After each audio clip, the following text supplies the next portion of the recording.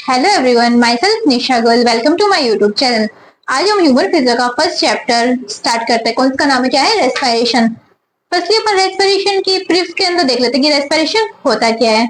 आप पूछोगे what is respiration, तो अपन सिंपली इसको देखें तो inhalation of O2 at exhalation of CO2 that is called respiration.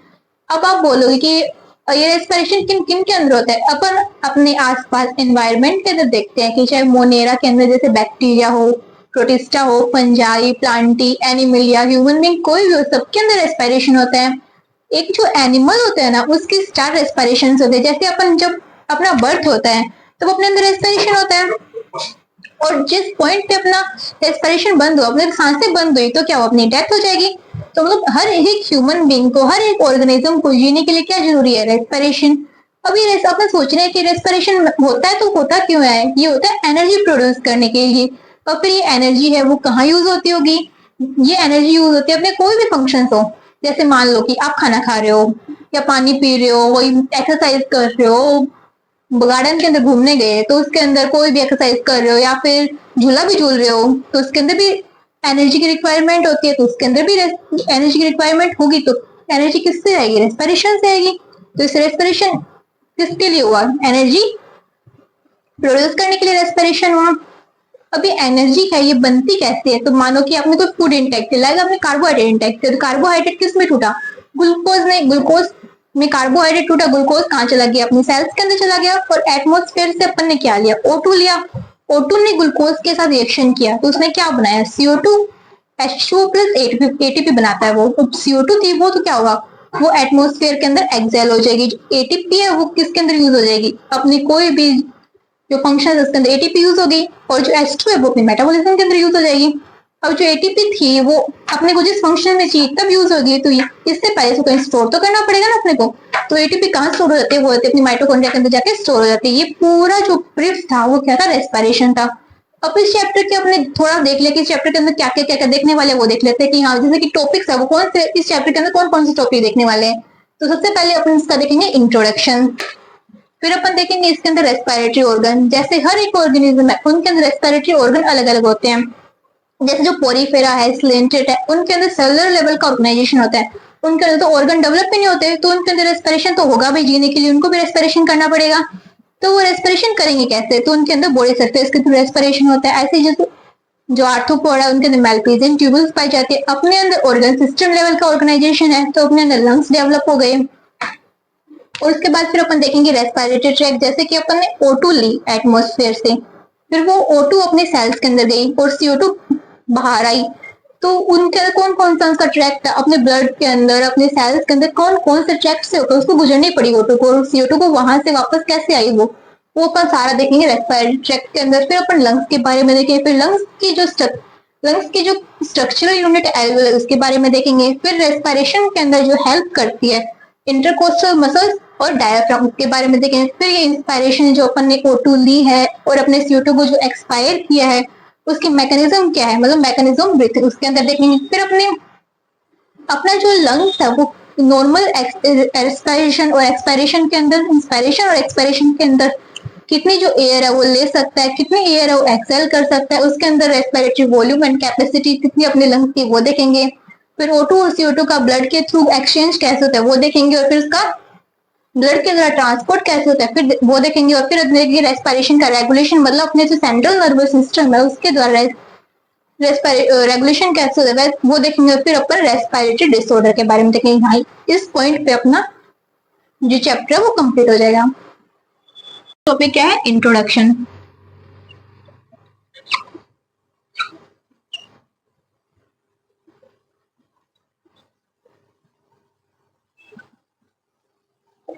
Upon last video के अंदर देखा था कि रेस्पिरेशन को कैसे डिफाइन किया था, कि सिंपली अपन ने बोला inhalation of O2 and exhalation of CO2, तो अपन ने बोला रेस्पिरेशन। बट अपनी एनसीईआरटी के अंदर तो इसको रेस्पिरेशन और ब्रीथिंग बोल रखा है। बट रेस्पिरेशन और ब्रीथिंग के अंदर माइन्यूट सा डिफरेंस होता है, तो अपन रेस्पिरेशन और ब्रीथिंग के पहले डिफरेंस देखते हैं। तो ब्रीथिंग क्या है? जो अपन ने लास्ट वीडियो के अंदर देखा था, inhalation O2 and exhalation of CO2।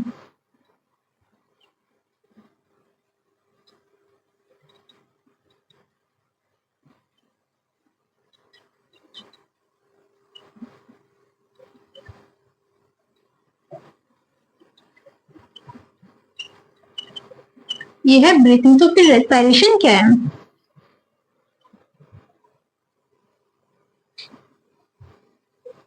तो रेस्पिरेशन अपन ने देखा था कि अपन ने कोई फूड इंटेक किया था, जैसे कार्बोहाइड्रेट इंटेक किया था, वो किसमें ब्रेक हुआ था? ग्लूकोज के अंदर। ग्लूकोज ने O2 के साथ रिएक्शन करके क्या बनाया था? CO2 H2 और एनर्जी प्रोड्यूस की थी। ये किसमें? एक सेल्स के अंदर हुई थी। जो सेलुलर प्रोसेस थी वो क्या थी? रेस्पिरेशन थी। तो रेस्पिरेशन क्या है? Cellular process.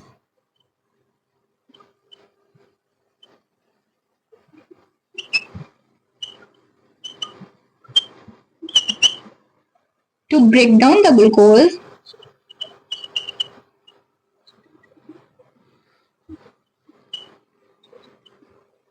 and form energy.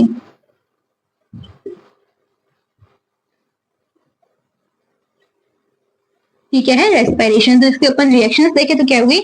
Glucose, इसका फॉर्मूला क्या है? C6H12O6 प्लस O2 क्या बनाएगा? CO2 plus H2O plus ATP। CO2 थी वो एटमोस्फेयर के अंदर एक्सेल हो जाएगी, जो H2 है वो मेटाबॉलिज्म के अंदर यूज होगा, जो ATP है जो एनर्जी है वो फिर माइटोकॉन्ड्रिया के अंदर जाके स्टोर हो जाएगी, और जिस भी मतलब अपने को आवश्यकता होगी ATP की तब वो यूज हो जाएगी। ये कौन सी प्रोसेस है? ये है बायोकेमिकल प्रोसेस।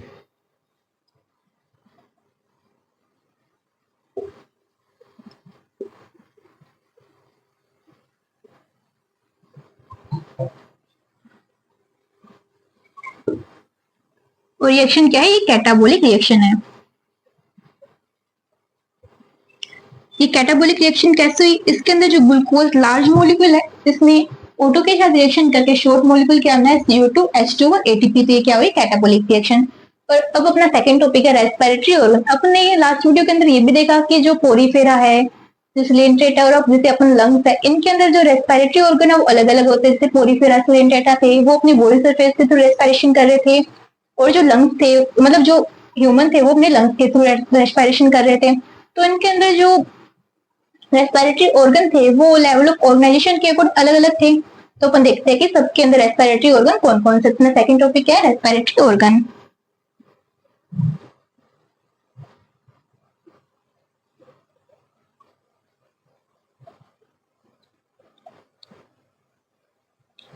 जो रेस्पिरेटरी ऑर्गन है ये डिफरेंट ग्रुप ऑफ एनिमल्स के अंदर क्या होते हैं? डिफरेंट होते हैं।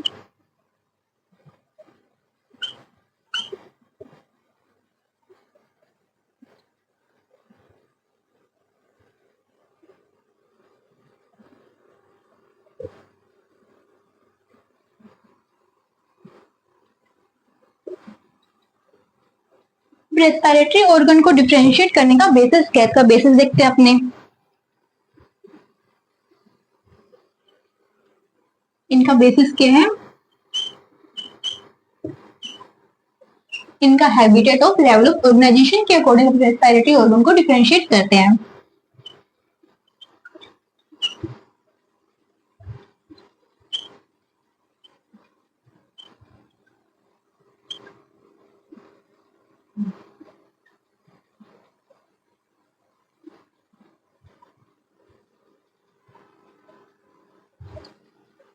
तो हैबिटेट के अकॉर्डिंग कैसे डिफरेंशिएट करेंगे? तो अपन देखें कि जो जैसे कि एग्जांपल देखें तो फ्रॉग है। फ्रॉग जो वाटर के अंदर रहता है तो अपने स्किन के थ्रू रेस्पिरेशन करता है। वही फ्रॉग जब लैंड पे आ जाता है तो अपने स्किन, बक्कल कैविटी, लंग्स के थ्रू रेस्पिरेशन करता है। तो उनके अंदर जैसे हैबिटेट चेंज हुआ तो उसके अंदर रेस्पिरेटरी ऑर्गन भी चेंज हो गए। अब लेवल ऑफ ऑर्गेनाइजेशन के अकॉर्डिंग देखें तो अपने जैसे पोरीफेरा स्लेंटेटा थे वो अपनी बॉडी सरफेस के थ्रू रेस्पिरेशन कर रहे थे। उनके अंदर कौन से लेवल का ऑर्गेनाइजेशन था? जैसे पोरीफेरा है उसके अंदर सेलुलर लेवल का है, जो सिलेंटेटा टिनोफोरा टिश्यू लेवल का था। और अपन के अंदर लंग्स डेवलप हो गए। अपने अंदर कौन सा लेवल का ऑर्गेनाइजेशन है? Organ system. तो जैसे जैसे लेवल ऑफ ऑर्गेनाइजेशन चेंज हुआ तो उनके अंदर रेस्पिरेटरी ऑर्गन भी अलग अलग हुए। तो अपन देखते हैं लेवल ऑफ सबसे पहले देखते हैं लेवल ऑफ ऑर्गेनाइजेशन के अकॉर्डिंग कैसे जो रेस्पिरेटरी ऑर्गन अलग अलग है। तो सबसे पहले देखते हैं इनवर्टिब्रेट के अंदर।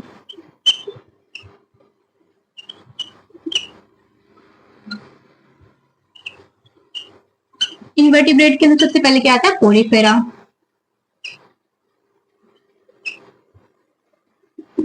पोरीफेरा के अंदर कौन सा होता है? सेलुलर लेवल का ऑर्गेनाइजेशन। सेकंड आता है स्लेंटेटा।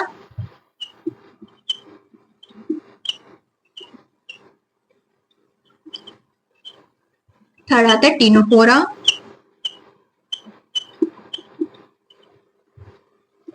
ट्रेन डेटा टिनोफोरा के अंदर होते हैं टिश्यू लेवल कार्बोनाइजेशन। फोर्थ आता है प्लेटीहेलमिन्थेस।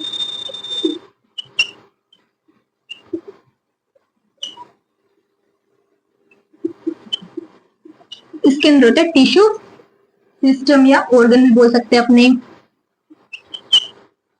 फिर आते हैं एसकेएलएमसीज से जो कोड डेटा तक बन जाते हैं ऑर्गन सिस्टम डेवलप हो जाता है। तो एसकेएलएमसीज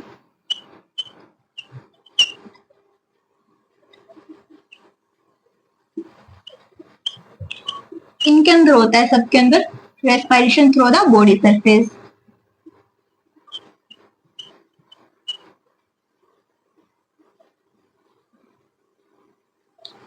सिक्स्थ आता है एनिलिडा।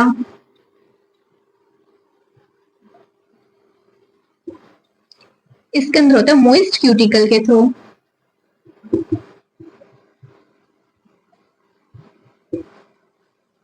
एग्जाम्पल अपन ले सकते हैं अर्थवॉर्म।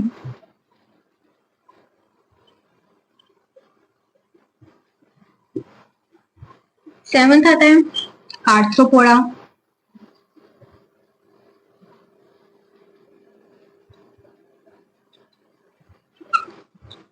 इसके अंदर क्या बुक गिल्स पाए जाते हैं, बुक लंग्स पाए जाते हैं। बॉडी सरफेस के थ्रू भी होता है बुक गिल्स।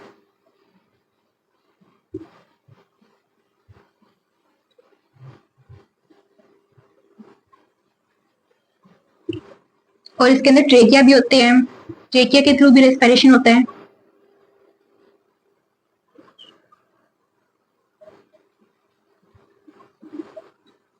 बुक गिल्स होते हैं स्कॉर्पियन। बुक गिल्स किसके अंदर है? स्कॉर्पियन के अंदर। बुक लंग स्पाइडर के अंदर। और ट्रेकिया पाए जाते हैं इंसेक्ट के अंदर।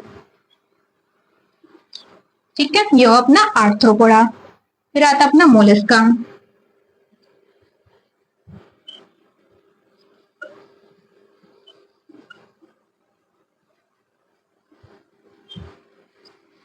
मोलस्का के अंदर पाया जाता है गिल्स। उनके गिल्स को अपन बोलते हैं निटेरिया।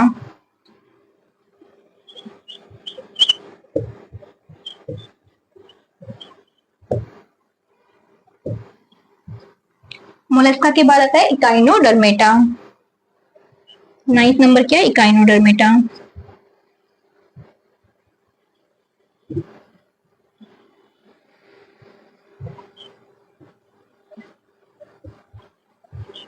इसके अंदर बॉडी सरफेस के थ्रू।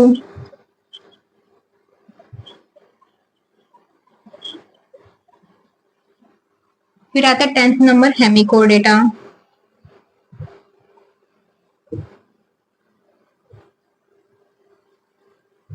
इसके अंदर होता है गिल्स के थ्रू। ये वो अपना इनवर्टिब्रेट। अब अपन देखते हैं वर्टिब्रेट के अंदर कैसे होता है।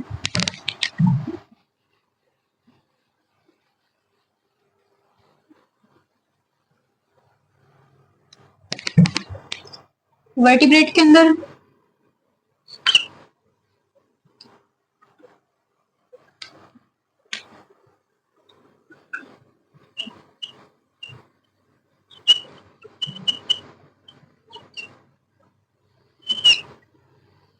वर्टिब्रेट के अंदर कोर डेटा जैसे सबसे पहले आते हैं फिशेज। फिशेज के अंदर क्या होता है? गिल्स होते हैं। फिर सेकंड आता है एम्फीबिया। एम्फीबिया के अंदर क्या होते हैं? लंग्स होते हैं। एम्फीबिया के अंदर जो फ्रॉग होता है वो लंग्स के थ्रू, स्किन के थ्रू और बक्कल कैविटी के थ्रू।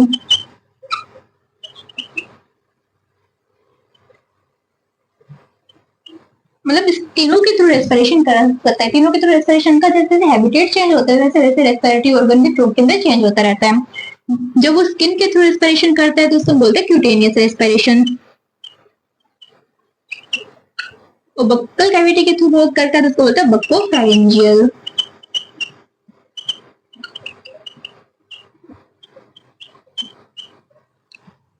फिर एम्फीबिया के बाद रेप्टिलिया।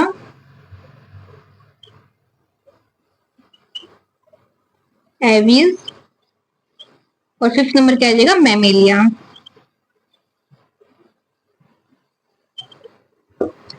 इन तीनों के अंदर क्या पाए जाते हैं, लंग्स। इन तीनों के अंदर लंग्स के थ्रू रेस्पिरेशन होता है।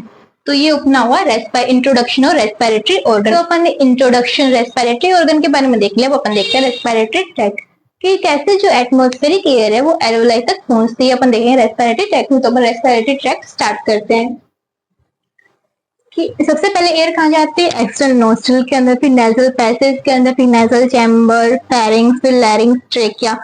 फिर ट्रेकिया टू पार्ट के अंदर डिवाइड हो गए। फिर एयर कहाँ जाएगी, primary bronchi, secondary bronchi, tertiary bronchi, total pulmonary bronchi, terminal bronchiole, respiratory bronchiole, alveolar duct, atria, alveolar sac और एल्वेओलाई। ऐसे एयर जो एक्सटर्नल नोस्ट्रल से कहाँ तक पहुंच गई, एल्वेओलाई तक। अपन वन बाय वन इसकी स्टडी करते हैं। सबसे पहले देखते हैं एक्सटर्नल नोस्ट्रल क्या है। ये कितने होते हैं, एक्सटर्नल नोस्ट्रल कितने होते हैं, टू वन पेयर होते हैं एक्सटर्नल नोस्ट्रल। ये जो अपने लिप्स के ऊपर जो है वो क्या है, एक्सटर्नल नोस्ट्रल, कितना, वन पेयर।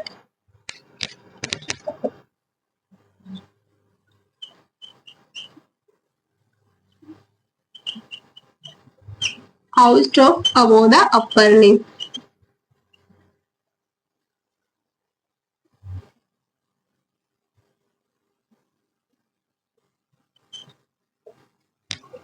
फिर जो एयर है वो नेजल पैसेज के थ्रू कहाँ चली जाती है, नेजल चैम्बर के अंदर चली जाती है। सबसे पहले एक्सटर्नल नोस्ट्रल के अंदर गई, फिर नेजल पैसेज के थ्रू कहाँ चली गई, नेजल चैम्बर के अंदर। फिर कहाँ गई, फेरिंग्स के अंदर। फेरिंग्स क्या है, ये जो अपने फूड और एयर का क्या कॉमन पाथवे। फेरिंग्स से common pathway of food and air.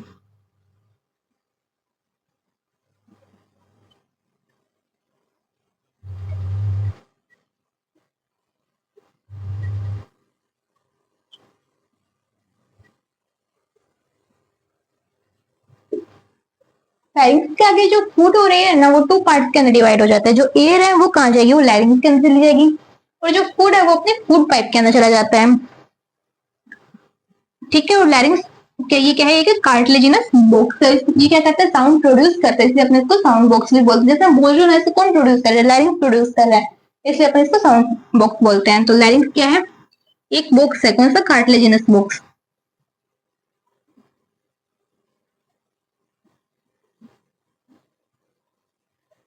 ये साउंड प्रोड्यूस करते हैं, इसलिए अपन इसको क्या बोलते हैं, साउंड बॉक्स बोलते हैं। फिर आगे एयर जो है वो लैरिंग्स से कहा जाती है, ट्रेकिया के अंदर। ट्रेकिया क्या है, ये एक स्ट्रेट ट्यूब होती है। ये अपने मिड थोरेसिक कैविटी के अंदर सिचुएटेड होता है। ये at the level of fifth thoracic vertebra तक जाकर कौन से टू पार्ट के अंदर डिवाइड हो जाता है, राइट और लेफ्ट। राइट साइड जैसे primary bronchi, secondary bronchi, tertiary bronchi है, वैसे लेफ्ट साइड भी है। ट्रेकिया क्या है कि स्ट्रेट ट्यूब है।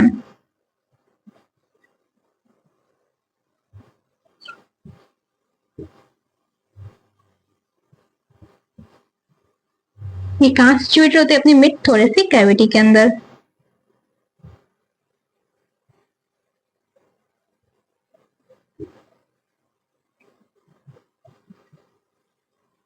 ये स्ट्रेट ट्यूब कैसे है, अपन देखते हैं।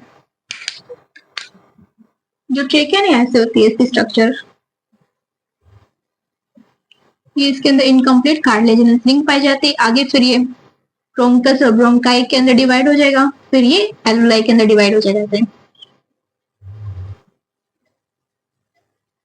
तो इसके ऊपर क्या पाई जाती है, इसके ऊपर होता है लैरिंग, इसके ऊपर एपिग्लोटिस। ठीक है। ये at the level of fifth thoracic vertebra पर टू पार्ट के अंदर डिवाइड हो जाता है।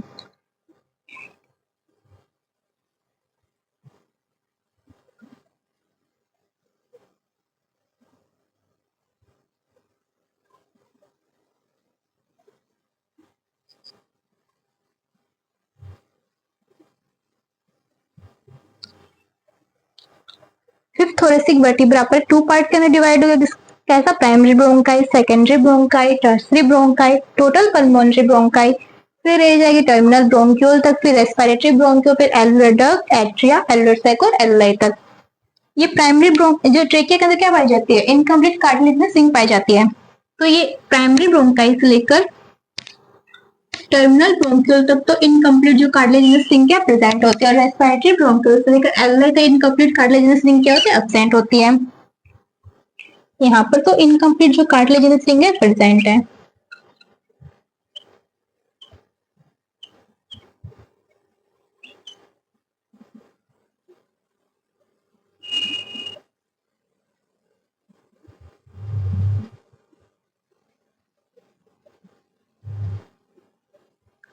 और यहाँ पे क्या है, इनकम्प्लीट जो कार्टिलेजिनस रिंग क्या है, एब्सेंट है।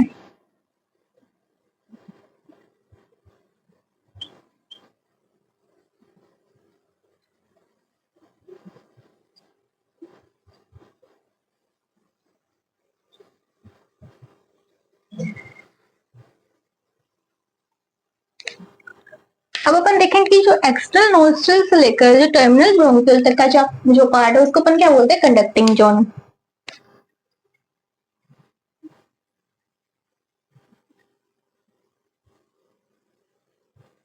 टर्मिनल ब्रोंकियल तक का पार्ट है उसको अपन बोलते हैं कंडक्टिंग जोन।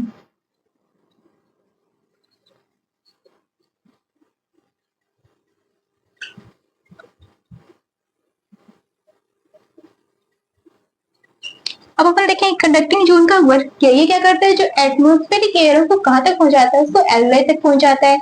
और जो एयर है उसके अंदर जो फॉरेन पार्टिकल है उसको भी रिमूव करेगा और एयर को ह्यूमिडिफाई करेगा। और जो एयर है उसको क्या करेगा, अपने बॉडी टेम्परेचर पर लेके आता है। सबसे पहला वर्क क्या है इसका, इट मूव्स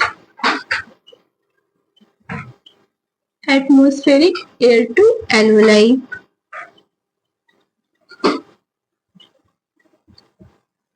और एयर से रिमूव करता है क्या, फॉरेन पार्टिकल को।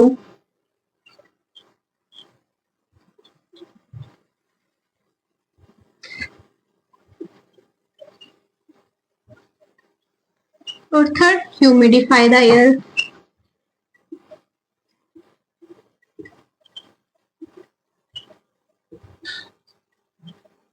और एयर को अपने बॉडी टेम्परेचर पर लेकर आता है, तो आल्सो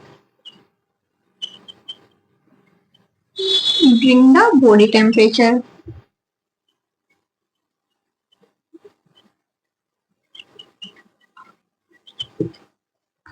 और अब देखें कि जो रेस्पिरेटरी ब्रोंक्यूल से लेकर जो एल्वेलाई तक का जो पार्ट है उसको अपन क्या बोलते हैं, यहाँ पे लिख देती हूँ उसको मैं, उसको अपन बोलते हैं रेस्पिरेटरी या exchange zone.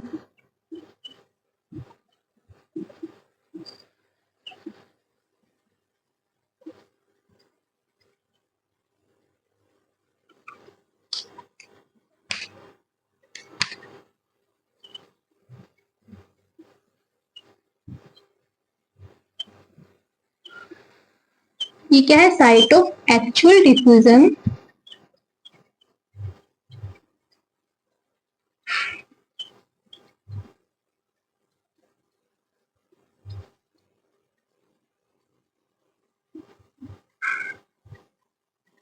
of O2 and CO2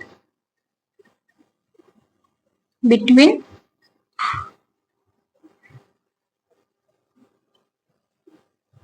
blood and tissue।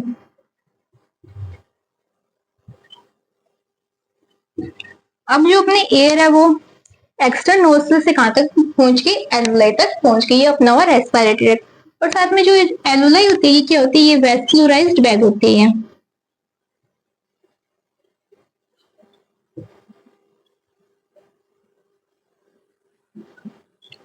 इसकी जो वॉल होती है वेरी थिन और इरेगुलर वॉल होती है। इसकी जो वॉल क्या है, वेरी थिन होती है, इरेगुलर वॉल होती है।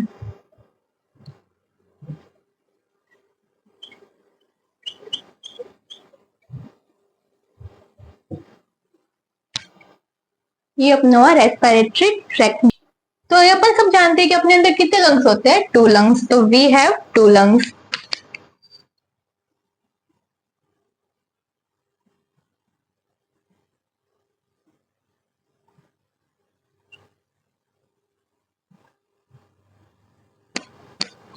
कौन कौन से, राइट और लेफ्ट। ये मान लिए राइट है, ये कौन सा अपना लेफ्ट लंग्स है। ये मैंने लंग्स का डायग्राम पहले से बना के रखा है, ठीक है। कौन कौन से लंग्स होते हैं, राइट लंग्स और लेफ्ट लंग्स।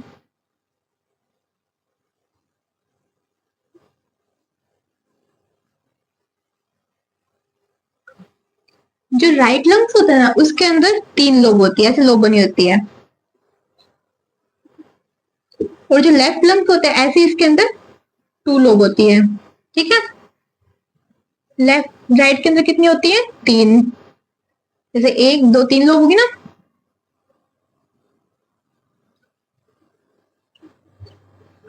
इसके अंदर होती है 2 लोब।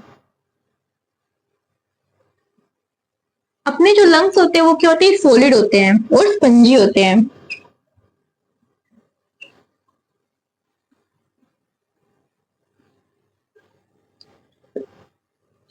इनके अंदर कोई मसल्स नहीं होती, मसल्स इसके अंदर एब्सेंट होती है।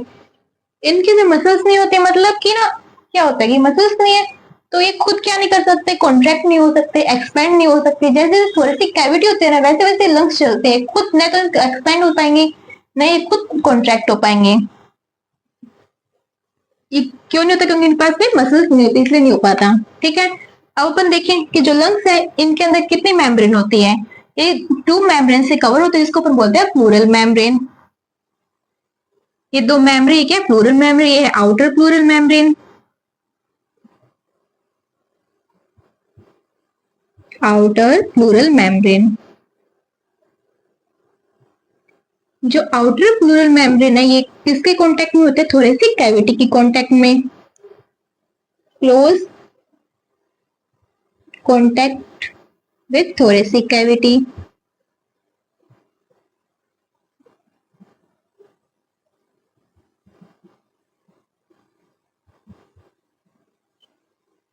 और ये कौन सी है, इनर प्लूरल मेम्ब्रेन।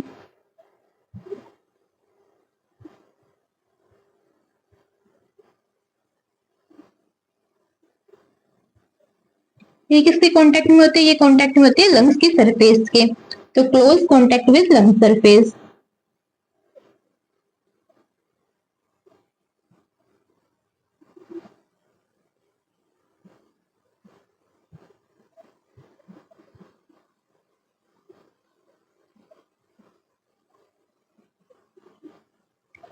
ये दोनों जो प्लूरल मेम्ब्रेन है इन दोनों के बीच क्या पाया जाता है, प्लूरल फ्लूइड पाया जाता है। ये प्लूरल फ्लूइड क्या करता है, ये जो लंग्स के अंदर जो फ्रिक्शन होता है उसको क्या करता है, कम करता है। It reduce friction, it reduce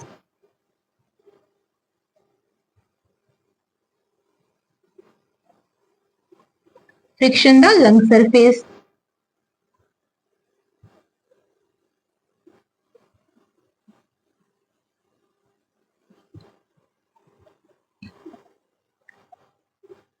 और लंग्स होते हैं सिचुएटेड कहाँ होते हैं, लंग्स अपनी थोरेसिक जो चैम्बर है उसके अंदर सिचुएटेड होते हैं, या थोरेसिक कैविटी बोल सकते हैं अपने। सिचुएटेड इन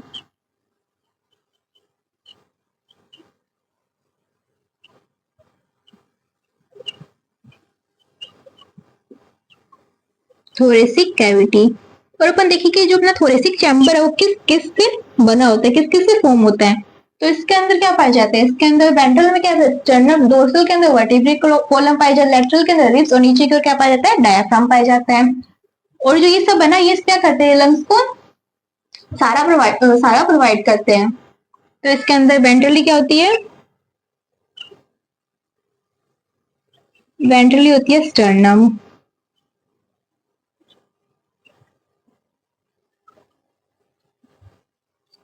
डोर्सल होती है इसके अंदर डोर्सली वर्टिब्रल कॉलम,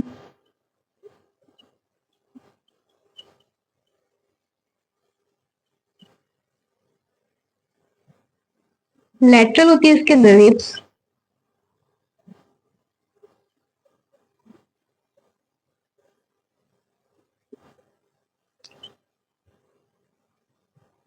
और नीचे की ओर इसके अंदर क्या होता है, डायाफ्राम होता है। ठीक है, ये पूरा क्या होता है, ये जो मिलकर क्या बनाता है इसके अंदर,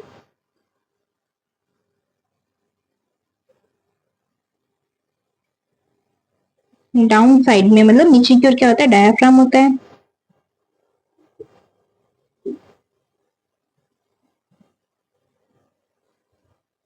ये मिलकर बनाते हैं थोरेसिक चैम्बर।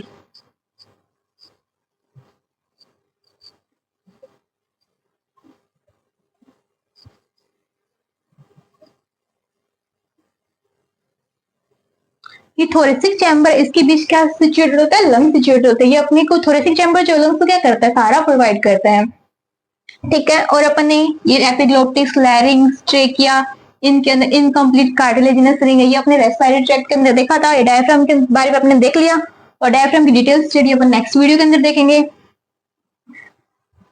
और ये सारे जो ये अरेंजमेंट है ना, ये लंग्स की इंस्पायरेशन एक्सपायरेशन के लिए बहुत जरूरी होती है। और एक चीज और, लंग्स क्या होता है, एयर टाइट चैम्बर होता है। तो जो लंग्स मतलब थोरेसिक कैविटी के अंदर जो सिचुएटेड है, तो जो थोरेसिक कैविटी है वो एयर टाइट चैम्बर है। जो थोरेसिक कैविटी वो क्या है, एयर टाइट चैम्बर।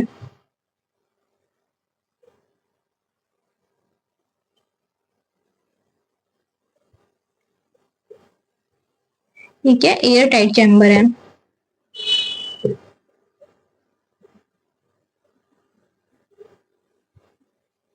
अब एयर टाइट चैम्बर, नेचर ने जो थोरेसिक कैविटी को एयर टाइट चैम्बर क्यों बनाया भाई, अपन आगे देखेंगे। इंस्पायरेशन और एक्सपायरेशन के लिए अपने को किसकी रिक्वायरमेंट होती है, प्रेशर ग्रेडियंट की रिक्वायरमेंट होती है। तो जो प्रेशर ग्रेडियंट मेंटेन रखने के लिए ना एयरटाइट चैम्बर को ना बहुत इंपॉर्टेंट होता है। इसलिए जो थोरेसिक कैविटी को नेचर ने क्या बनाया, एयरटाइट चैम्बर बनाया। सब जानते हैं कि जो एलुलाई है वो लंग्स की स्ट्रक्चरल और फंक्शनल यूनिट है। और ये क्या है, site of exchange of gases भी अपन जानते हैं। तो सबसे पहले अपन देखते हैं कि जो एलुलाई क्या है, structural and functional unit of lungs. Structural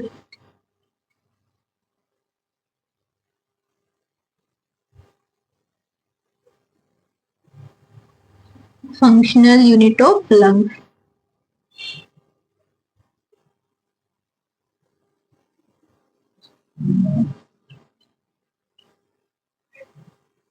अपने दोनों लंग्स के अंदर कितनी एलुलाई होती है, अपने दोनों लंग्स के अंदर 300 मिलियन एलुलाई प्रेजेंट होती है। बोथ लंग्स कितनी है, 300 मिलियन एलुलाई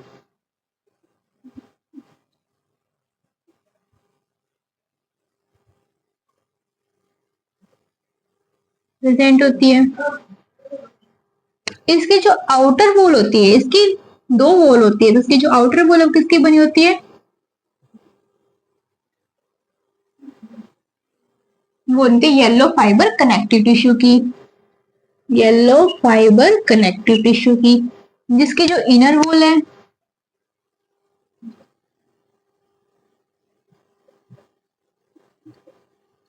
वो बनी होती है सिंपल स्क्वेमस एपिथेलियम की।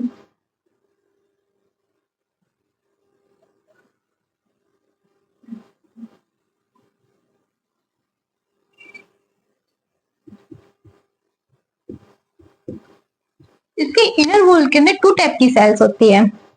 एक तो ये सिंपल टाइप की सेल्स है, इसको अपन बोलते हैं pneumocyte first.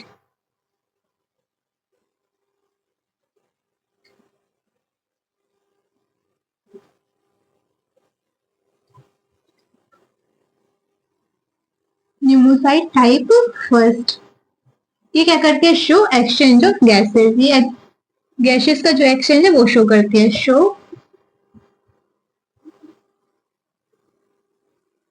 Exchange of gases.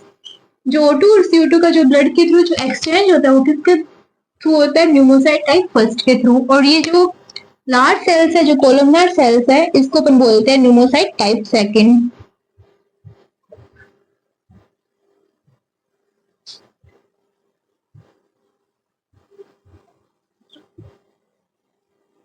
ये क्या करती है, ये एक सब्सटेंस रिलीज करते हैं, इसको अपन बोलते हैं लेसिथिन, जो एक सरफेक्टेंट पदार्थ है।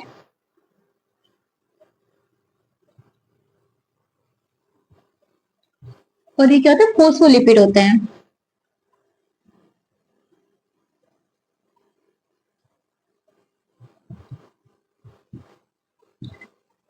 जो लेसिथिन ये सरफेक्टेंट है और ये क्या फोस्फोलिपिड है। ये क्या करता है, ये जो एलुला है इसको कोलेप्स होने से बचाता है। एक इसका वर्क क्या, ये प्रिवेंट करता है एलुलाई को कोलेप्स होने से।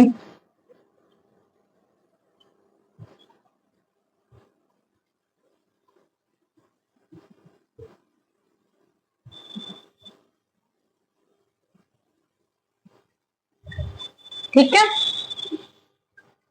और जो एलुलाई क्या है, ये actual diffusion site of O2 and CO2 between blood and tissue.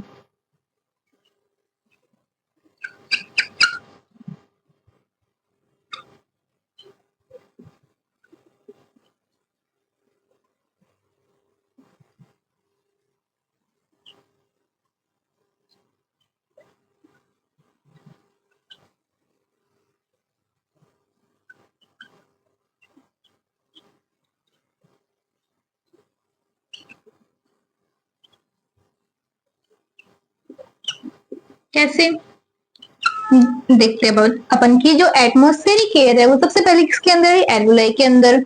उसके अंदर क्या थी, O2 थी। अब O2 ब्लड के थ्रू कहाँ जाएगी, यहाँ पे एल्वुलाई और जो ब्लड, ये जो ब्लड कैपिलरी है इसके अंदर क्या होगा, डिफ्यूजन होगा। डिफ्यूजन के थ्रू जो O2 है वो किसके अंदर आएगी, ब्लड के अंदर आएगी। ब्लड के थ्रू जो O2 वो कहाँ चली जाएगी, अपने टिश्यू के अंदर चली जाएगी। वहां पे जो ग्लूकोज का ब्रेकडाउन हुआ था उसके अंदर कहाँ प्रोड्यूस होते, CO2 प्रोड्यूस होते। फिर CO2 ब्लड के थ्रू कहाँ जाएगी, एल्वुलाई के अंदर। फिर एल्वुलाई से वो कहाँ चली जाएगी, एटमॉस्फेयर के अंदर चली जाएगी। तो इसलिए O2 और CO2 का क्या हुआ, डिफ्यूजन हुआ। किसके थ्रू हुआ, एल्वुलाई के थ्रू हुआ। तो इसलिए जो actual diffusion site of O2 और CO2 between blood and tissue कौन सी, एल्वुलाई। ये अपना हुआ एल्वुलाई। अपन जानते हैं कि जो डायफ्राम और EICM जो इंटरनल कोस्टल जो मसल्स होती है वो अपने रेस्पिरेशन के अंदर हेल्प करती है, इंस्पायरेशन एक्सपायरेशन के अंदर हेल्प करती है। अपन देखते हैं कि डायफ्राम कैसे इंस्पायरेशन और एक्सपायरेशन के अंदर हेल्प करती है। इंस्पायरेशन तो अपन जानते हैं कि जो इंस्पायरेशन क्या होता है, जब एटमॉस्फेरिक एयर अपनी लंग्स के अंदर जाता है उसको अपन इंस्पायरेशन बोलते हैं। और जब जो लंग्स से जो एयर है वो एटमॉस्फेयर के अंदर आते हैं तो उसको अपन एक्सपायरेशन बोलते हैं। तो अपन देखते हैं कि डायफ्राम, सबसे पहले देखते हैं कि डायफ्राम कैसे हेल्प करता है इंस्पायरेशन और एक्सपायरेशन के अंदर। डायफ्राम है, इससे क्या क्वालिटी है, किससे बना होता है। सबसे पहले अपन देखते हैं डायफ्राम के बारे में।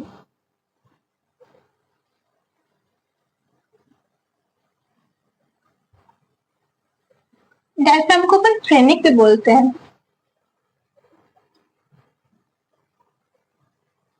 इसके अंदर कौन सी मसल्स प्रेजेंट होती है, इसके अंदर रेडियल मसल्स प्रेजेंट होती है।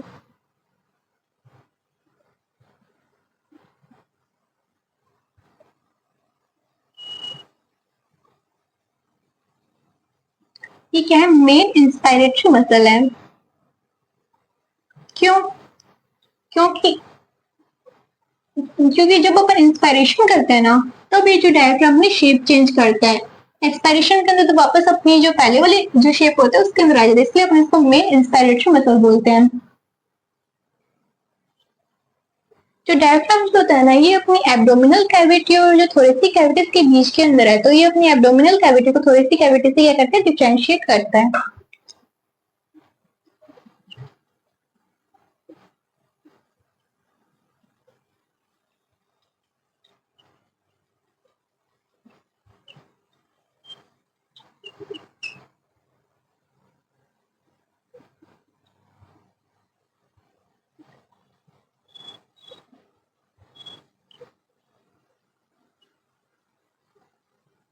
Abdominal cavity, thoracic cavity. अपन देखते हैं कि डायफ्राम जो इंस्पायरेशन एक्सपायरेशन के अंदर कैसे हेल्प करता है। सबसे पहले जो डायफ्राम के अंदर क्या होता है, कॉन्ट्रैक्शन होता है।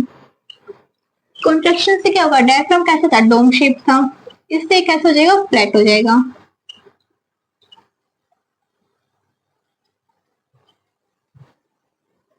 डायफ्राम ऐसा होता है जिसमें कॉन्ट्रैक्शन होता है, फ्लैट होता है। फ्लैट होने से क्या होगा, इसका वॉल्यूम क्या हुआ, इंक्रीज हुआ। पहले इतना वॉल्यूम था मानो, अब इतना इतना वॉल्यूम है। वॉल्यूम इंक्रीज होने से इसका जो इंट्रापल्मोनरी प्रेशर डिक्रीज होगा, एटमॉस्फेरिक का प्रेशर क्या ज्यादा है। फिर जो एयर है अपने हाई प्रेशर से लो प्रेशर कहाँ जाएगी, लंग्स के अंदर आ जाएगी। मतलब जो एयर है वो कहाँ से, एटमॉस्फेयर से कहाँ आई, अपने लंग्स के अंदर आई।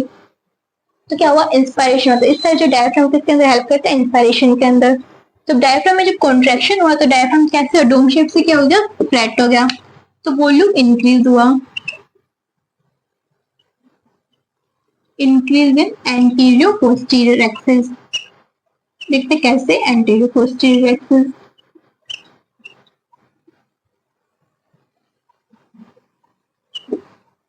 ये अपनी एंटीरियर, ये अपनी पोस्टीरियर। तो वॉल्यूम तो मतलब ऐसा था, ऐसे जो एंटीरियर पोस्टीरियर जो एक्सिस है उसके अंदर वॉल्यूम इंक्रीज हुआ ना। तो डायफ्राम ने कौन से एक्सिस के अंदर वॉल्यूम इंक्रीज किया, एंटीरियर पोस्टीरियर एक्सिस के अंदर। ये किसके अंदर हेल्प हुई है, इंस्पायरेशन के अंदर। ये किसको फॉलो कर रहा है, इंस्पायरेशन को। अब वापस इसके अंदर क्या होगा, रिलैक्सेशन होगा। रिलैक्सेशन के अंदर क्या होगा, डायफ्राम जो फ्लैट हुआ था वो अपनी वापस अपनी एक्चुअल कंडीशन डोम शेप के अंदर आ जाएगा। फ्लैट से क्या होगा, डोम शेप।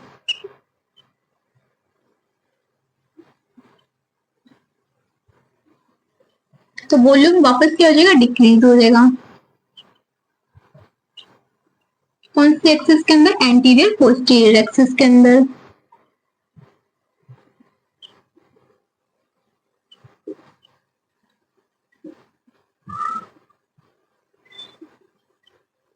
वॉल्यूम डिक्रीज होने से प्रेशर इंक्रीज हो जाएगा। प्रेशर इंक्रीज होने से क्या होगा, जो लंग्स की जो एयर है वो कहाँ चली जाएगी, एटमोस्फेयर के अंदर। तो क्या हो जाएगा, एक्सपायरेशन हो जाएगा। इसने किसके अंदर हेल्प की, एक्सपायरेशन के अंदर। और अपन अदर रोल देखें डायफ्राम का, तो ये हेल्प करता है micturition, parturition, help in micturition,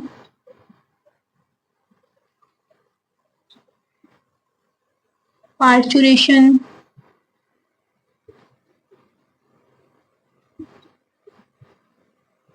remove faecal metal,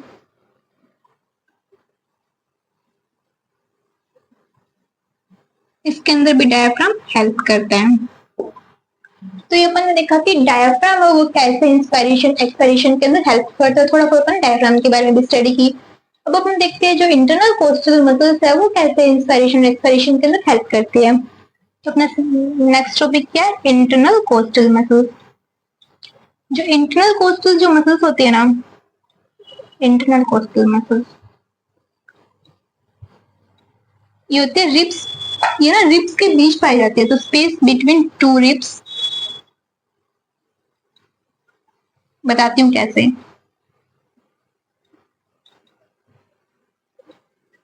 cold internal coastal muscles एक टू टाइप की होती है, ईआईसीएम और IICM. External internal coastal muscles और इंटरनल इंटरकोस्टल मसल्स। कैसे, जैसे ये अपनी स्टर्नम है, स्टर्नम से क्या जुड़ी हुई है, रिब्स। ये पीछे कहां से जुड़ी हुई, वर्टिब्रल कॉलम से। इन रिब्स के बीच में जो स्पेस है ना, यहाँ पे क्या होते हैं, इंटरनल कोस्टल मसल्स होती है। ठीक है, तो अपन सबसे पहले देखते हैं ईआईसीएम के बारे में।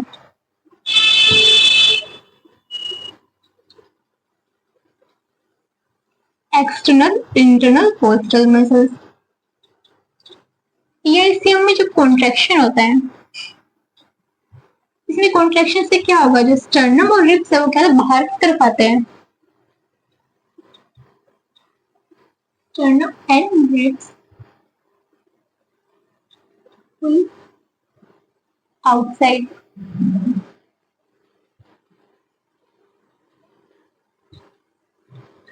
मतलब स्टर्नम और ऐसे थे थोड़े बाहर की तरफ आएंगे तो क्या वॉल्यूम इंक्रीज होगा, तो वॉल्यूम इंक्रीज होने से वही जो प्रेशर डिक्रीज होगा, जो एटमोस्फेरिक एयर है वो कहाँ जाएगी, लंग्स के अंदर आ जाएगी। वॉल्यूम क्या हुआ, increase, increase in dorsoventral axis.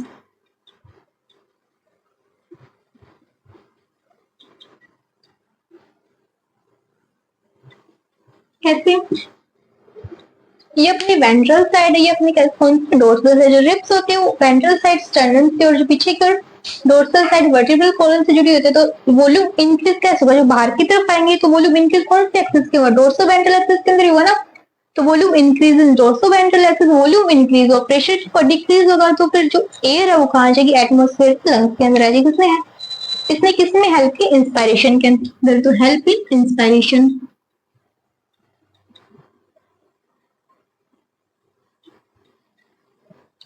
अब जब इसके अंदर रिलैक्सेशन होता है तो वापस ये अपनी एक्चुअल कंडीशन के अंदर चला जाता है। तो स्टर्नम मैट्रिक्स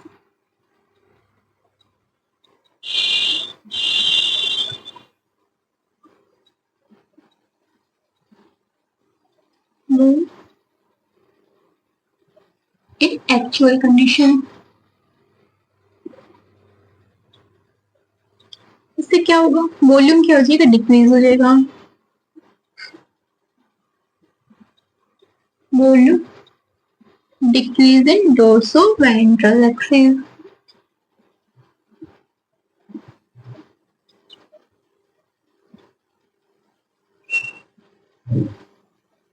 किसने किसने हेल्प की, एक्सपायरेशन के अंदर।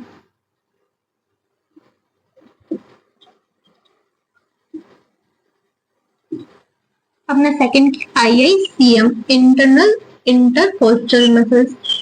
ये ओनली फोर्सफुली एक्सपायरेशन के अंदर हेल्प करता है।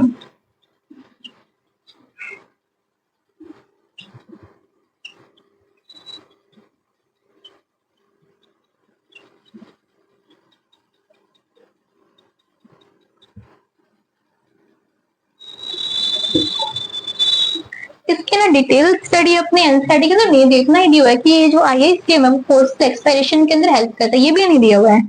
तो अपन ने देखा कि कैसे जो इंटरनल कोस्टल मसल्स है वो इंस्पायरेशन और एक्सपायरेशन के अंदर हेल्प करती है। अपने डायाफ्राम और ईएसएम के बारे में स्टडी की। 5 स्टेप्स है, कितने 5 स्टेप्स जो रेस्पिरेशन के अंदर इन्वॉल्व होते हैं। सबसे पहले क्या होता है, जो एल्वुलर एयर है वो कहाँ जाती है अपने, मतलब जो एटमोस्फेरिक है वो कहाँ जाती है, अपने एल्वुलाई के अंदर जाएगी। फिर एल्वुलाई की जो मेम्ब्रेन है उसके अक्रॉस क्या होगा, O2 और CO मतलब गैस से उसका क्या होगा, डिफ्यूजन होगा।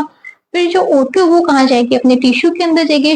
तो टिश्यू के अंदर क्या होगा, CO2 प्रोड्यूस और ग्लूकोज वगैरह जो भी फूड पार्टिकल्स है उनका क्या होगा, ब्रेक डाउन होगा। ब्रेक डाउन होने से CO2 क्या होगी, प्रोड्यूस होगी। CO2 प्रोड्यूस होने से जो CO2 है वो एल्वुलर मेम्ब्रेन के थ्रू कहाँ जाएगी, अपनी एल्वुलाई के अंदर। एल्वुलाई से वो कहाँ चली जाएगी, एटमोस्फेयर के अंदर। इस पूरे प्रोसेस के अंदर कितने स्टेप्स होते हैं, 5 स्टेप्स इन्वॉल्व होते हैं। तो देखते हैं कौन से वो स्टेप्स हैं। सबसे पहले ब्रीथिंग और पल्मोनरी वेंटिलेशन। इसके अंदर क्या, वही जो एटमोस्फेरिक एयर है वो drone in and CO2 rich alveolar air released out. जो एटमोस्फेरिक एयर ड्रोन इन, इसको अपन बोलते हैं इंस्पायरेशन।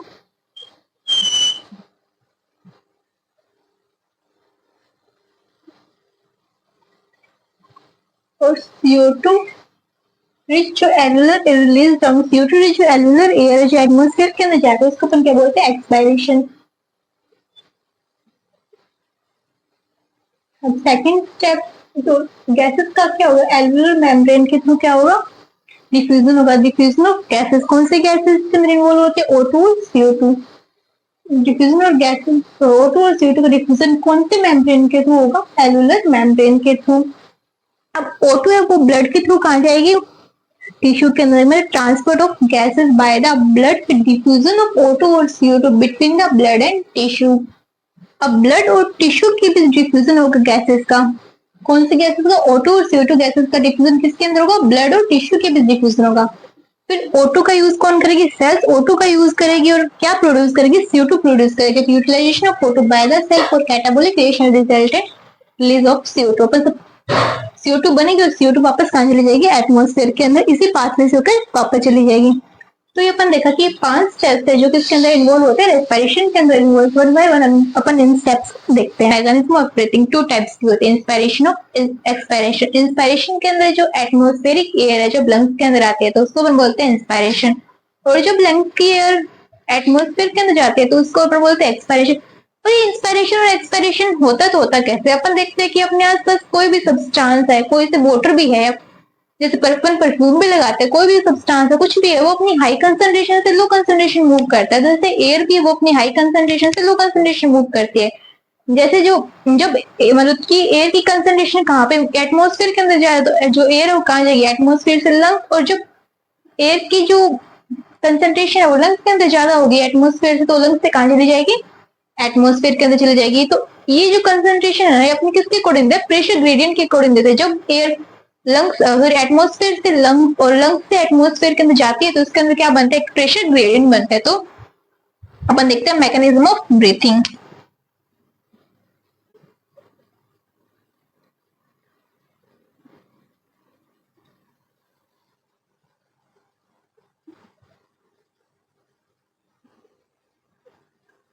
इंस्पायरेशन और एक्सपायरेशन कैसे होता है, movement of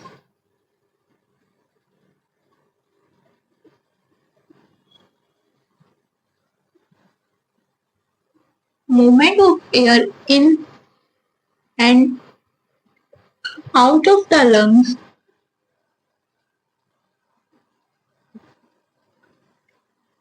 creating a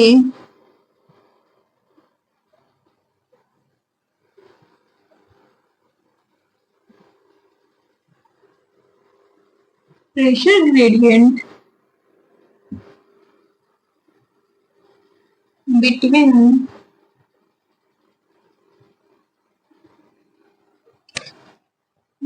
the lungs and atmosphere।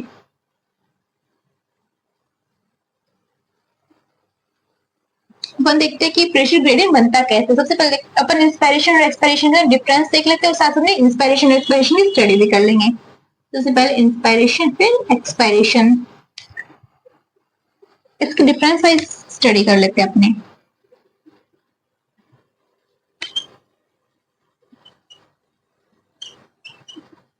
Inspiration के अंदर जब एयर कहाँ आती है, एटमॉस्फेयर से लंग्स के अंदर आती है।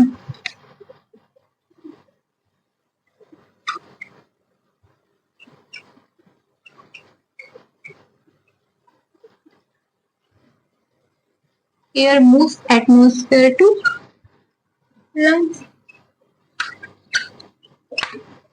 एक्सपायरेशन के अंदर air moves lungs to atmosphere. देखते कि इंस्पायरेशन होता है कैसे। अपन ने देखा था कि इंस्पायरेशन और एक्सपायरेशन के अंदर डायफ्राम और जो ईआईसीएम है, डायफ्राम और जो इंटरनल कोस्टल मसल्स है वो हेल्प करते हैं। तो देखते हैं कैसे हेल्प करते हैं। सबसे पहले अपन डायफ्राम के बारे में देखते हैं कि जब डायफ्राम में क्या होगा, कॉन्ट्रैक्शन होगा। डायफ्राम में कॉन्ट्रैक्शन होने से क्या होगा, जो डायफ्राम कैसे था, डोम शेप था, वो कैसे हो जाएगा, फ्लैट। डायफ्राम डोम शेप से क्या हो गया, फ्लैट हो गया। इससे क्या होगा, वॉल्यूम फ्लैट होगा, इससे वॉल्यूम इंक्रीज होगा। वॉल्यूम इंक्रीज इन एंटीरियर पोस्टीरियर एक्सिस।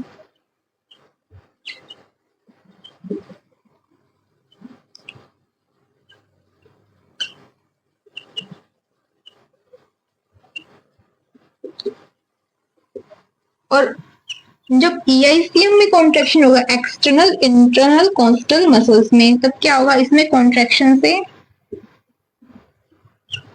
जो स्टर्नम और रिब्स है वो क्या आएगी, बाहर की साइड आएगी। Sternum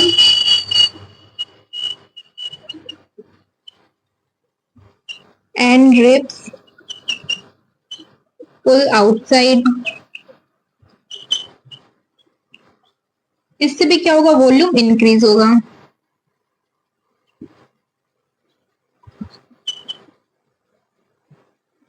volume increase in dorsoventral axis.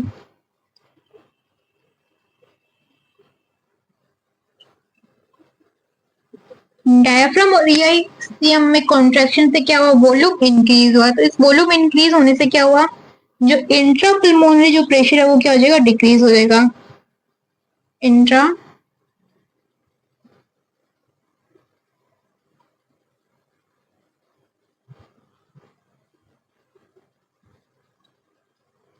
Intrapulmonary pressure decrease होगा।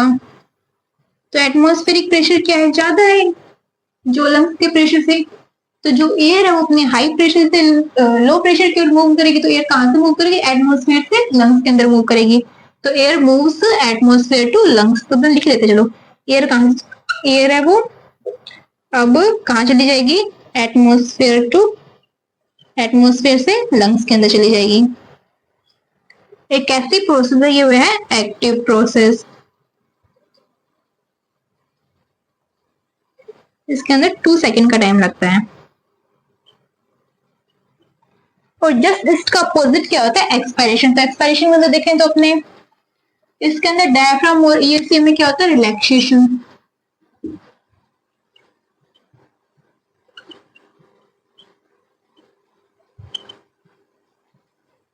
डायफ्राम में क्या होगा, रिलैक्सेशन। इसमें रिलैक्सेशन से क्या होगा, डायफ्राम वापस से अपनी एक्चुअल कंडीशन में आ जाएगा।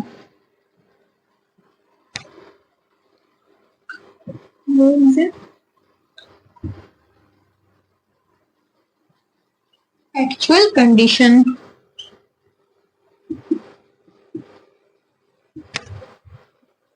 इसमें रिलैक्सेशन से क्या होगा, वॉल्यूम जो इंक्रीज हुआ था वापस क्या हो जाएगा, डिक्रीज हो जाएगा। और जो प्रेशर होगा क्या होगा, इंक्रीज होगा। और ऐसे ही जब ईआईसीएम के अंदर रिलैक्सेशन होगा,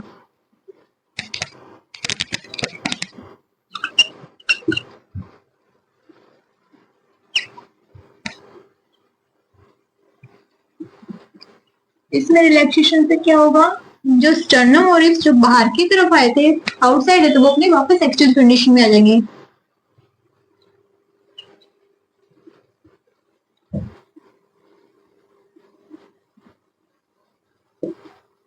moves in actual condition।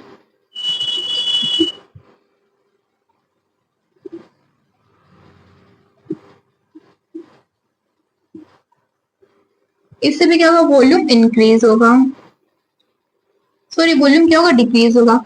इनसे वॉल्यूम डिक्रीज होने से जो प्रेशर है वो क्या हो जाएगा, इंक्रीज हो जाएगा। तो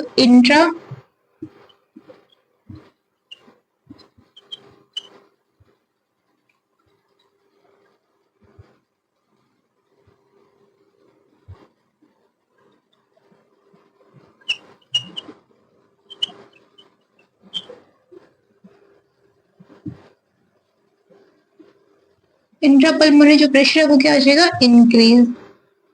मतलब इंट्रापल्मोनरी प्रेशर वो ज्यादा होगा किससे, एटमॉस्फेरिक प्रेशर से। तो एयर कहां से मूव करेगी, air moves lungs to atmosphere, क्या होगा, एक्सपायरेशन। ये कैसी प्रोसेस है, ये है इनएक्टिव प्रोसेस।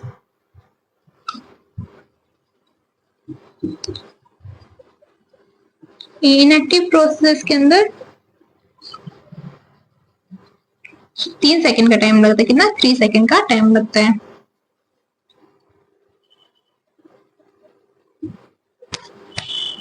ये अपन देखा कि नॉर्मल इंस्पायरेशन और एक्सपायरेशन क्या होता है, जब लेकिन जब अपन फोर्सफुल एक्सपायरेशन और इंस्पायरेशन करते हैं, जैसे कि अपन एक्सरसाइज कर रहे हैं तो अपने को ज्यादा एयर की रिक्वायरमेंट है, तो वो कैसे होगा, तो वो अपन जो अपनी एब्डोमिनल जो मसल्स होते हैं उसकी सहायता से अपन इंस्पायरेशन और एक्सपायरेशन की रेट को बढ़ा सकते हैं। तो नीचे लिख लेते हैं कि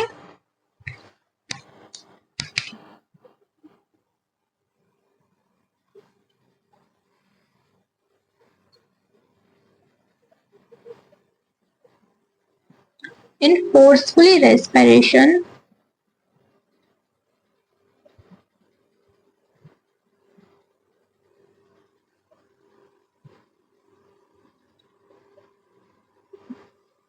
become abdominal muscle in the abdomen.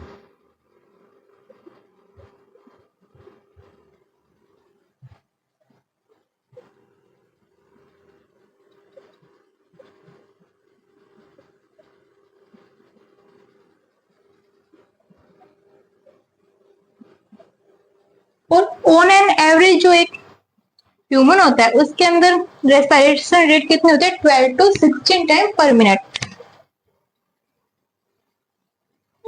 On an average respiration rate कितनी है,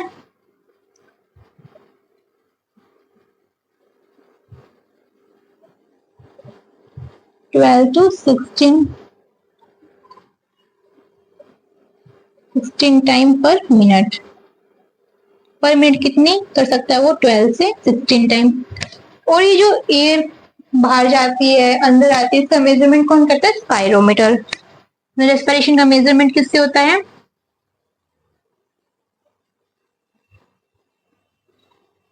स्पायरोमीटर से।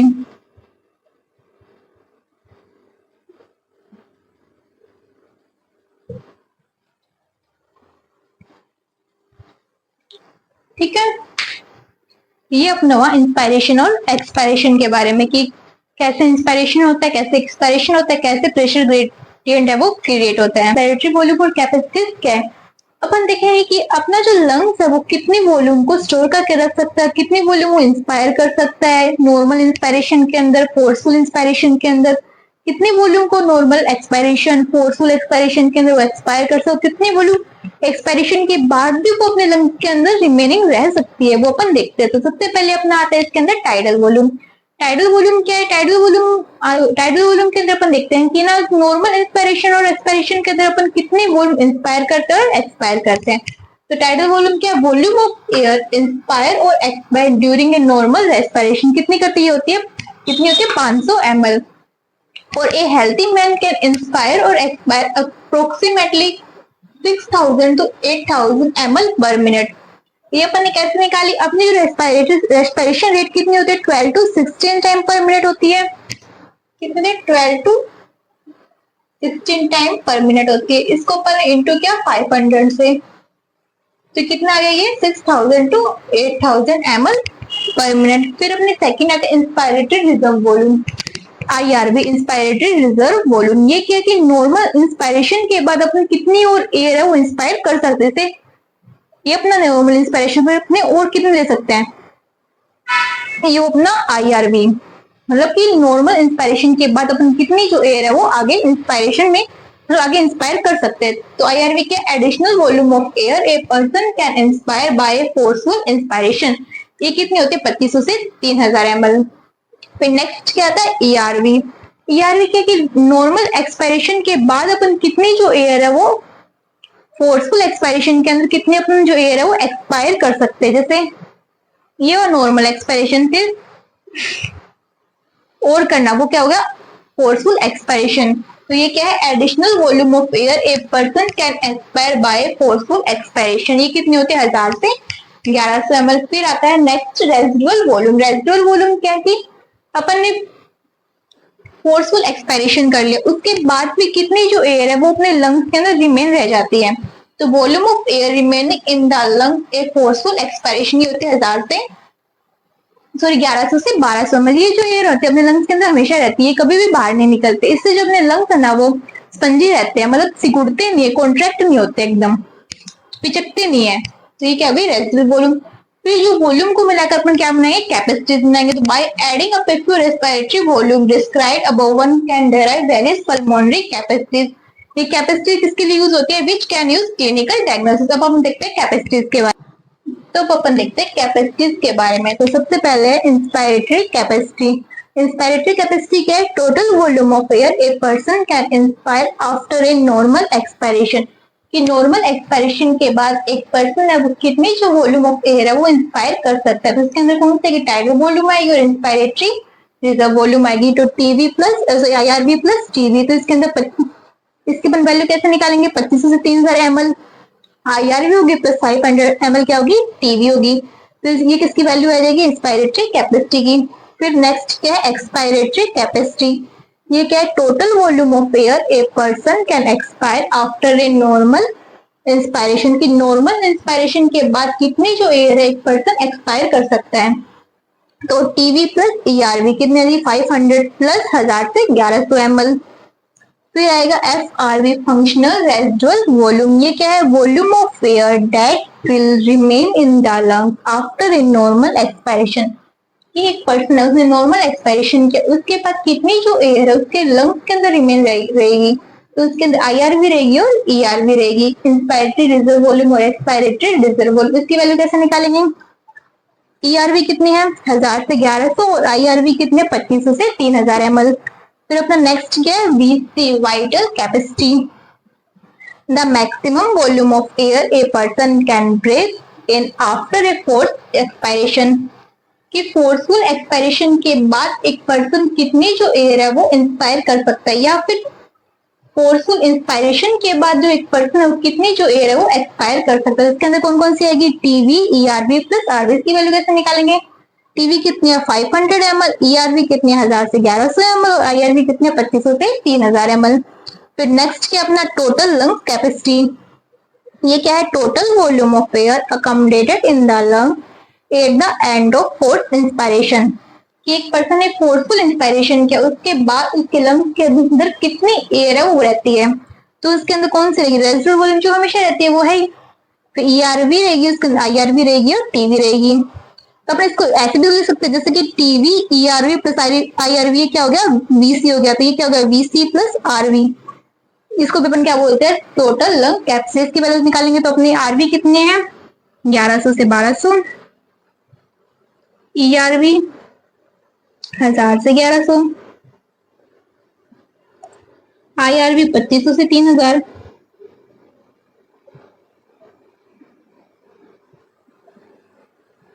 TV 500 ml। ये अपनी टोटल लंग कैपेसिटी आ जाएगी। ये अपना हुआ रेस्पिरेटरी वॉल्यूम और कैपेसिटी के बारे में।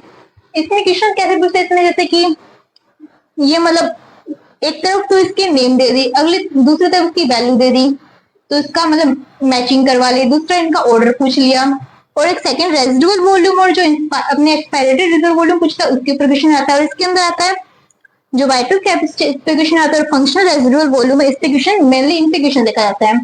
तो अपन ने देखा रेस्पिरेटरी वॉल्यूम और कैपेसिटी के बारे में। हमने देखा कि जो एक्सचेंज ऑफ गैसेस है सबसे पहले गैसों का एक्सचेंज कहाँ होता है अपनी एल्वेलाई की जो मेम्ब्रेन होता है और जो ब्लड कैपिलरी उसके बीच होता है। फिर बाद के अंदर जो ब्लड कैपिलरी और जो टिश्यू है उसके बीच होता है। कैसे? जैसे कि एटमोस्फेयर के अंदर O2 का पार्शियल प्रेशर ज्यादा था, पर O2 कहाँ आई अपनी ब्लड उसके अंदर एलुलाई के अंदर आई। एलुलाई से O2 कहाँ गई? अपने ब्लड के अंदर गई। ब्लड ने O2 को कहाँ तक पहुंचाया, कहाँ तक उसका ट्रांसपोर्ट किया? उसका कहाँ किया?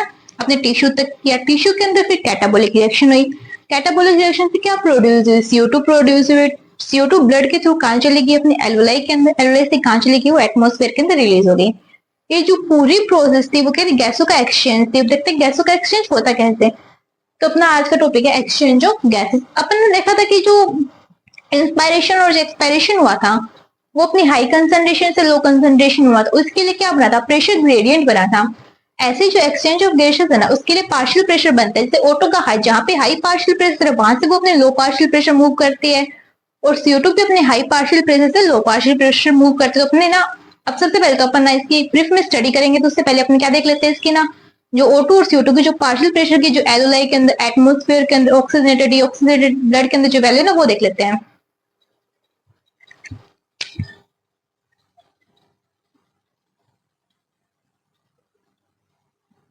पार्शियल प्रेशर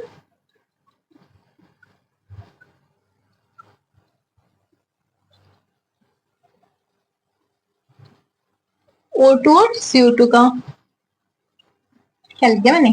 O2 और CO2 का। तो O2 का पार्शियल प्रेशर सबसे पहले अपन देखते हैं एटमोस्फेयर के अंदर। एटमोस्फेयर के अंदर कितना होता है? 159, और CO2 कितना होता है? 0.3। और फिर अपनी आती है एल्वलाई के अंदर।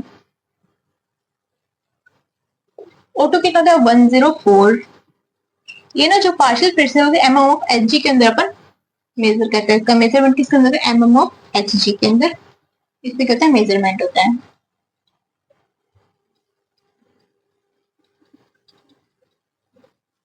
ठीक है, 104 और CO2 का पार्शियल प्रेशर होता है इसके अंदर 40। फिर ऑक्सीजनेटेड ब्लड के अंदर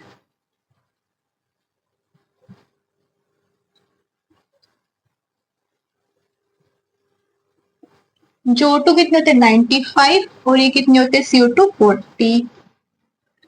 और डीऑक्सीजनेटेड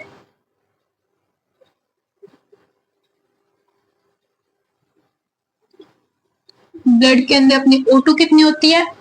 40, और CO2 कितनी होती है? 45। और टिश्यू के अंदर भी CO2 की वैल्यू ज्यादा होती है ना, तो CO2 का पार्शियल प्रेशर कितना आएगा? 45, और O2 का कितना आ गया? 40। अपन देखते हैं कि अभी जो O2 और CO2 जो ये गैसेस है वो कैसे अपने पार्शियल प्रेशर के अकॉर्डिंग मूव करती है। तो सबसे पहले ये मानो कि अपना लंग्स है, ठीक है, ये क्या अपना लंग्स है, और ये अपना हार्ट है। हार्ट के अंदर कितने चैम्बर होते हैं? 4 चैम्बर। ये अपना क्या हुआ? हार्ट हुआ। ये ओरिकल हो गया, और ये क्या हो गया? वेंट्रिकल। ये दो क्या है? ओरिकल, तो ये क्या है? वेंट्रिकल। ये right Oracle, right ventricle, left Oracle और लेफ्ट वेंट्रिकल। ये क्या हो गया? अपना टिश्यू। ठीक है, टिश्यू या फिर अपने जो बॉडी फ्लूइड है, मतलब जो बॉडी है वो हो गया। हार्ट से अपने बॉडी के अंदर जाता है, उसको अपने मतलब जो अपनी बॉडी टिश्यू से मिलकर बनी होती है, तो ये अपना हो गया टिश्यू। तो लंग्स के अंदर जो एयर थी वो क्या हुआ? ऑक्सीजनेटेड, मतलब सबसे पहले एटमोस्फेयर के अंदर किसकी वैल्यू ज्यादा है? O2 की। O2 का पार्शियल प्रेशर ज्यादा, तो O2 एटमोस्फेयर से किसके अंदर आएगी? एलुलाई के अंदर। एलुलाई के अंदर आई मतलब लंग्स के अंदर आई, फिर लंग्स से वो कहाँ जाएगी? अपने हार्ट के अंदर जाती है। एलुलाई के अंदर जो O2 थी वो अपने कहाँ से आई? हार्ट के अंदर आई, जो किसके थ्रू? ब्लड के थ्रू। यहाँ पे कौन सी वेन होती है? यहाँ पे होती है पल्मोनरी वेन।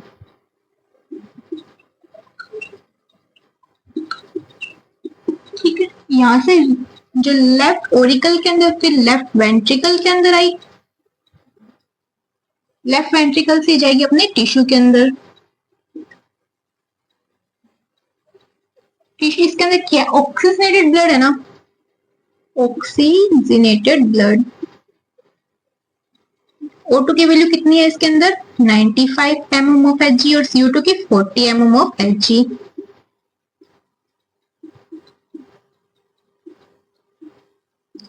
इसको कौन लेके जाता है? इसको लेके जाती है आर्टरी, सिस्टमेटिक आर्टरी बोलते हैं अपने इसको।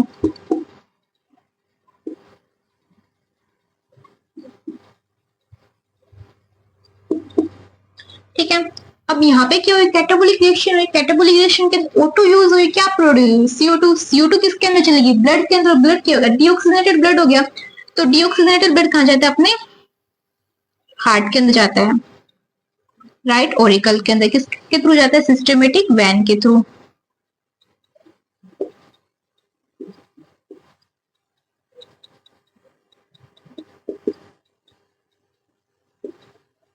इसके अंदर जो ये O2 का था और ये CO2 की थी।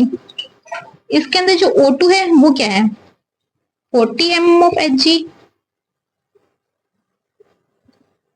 और CO2 का क्या है, 45 mm of Hg।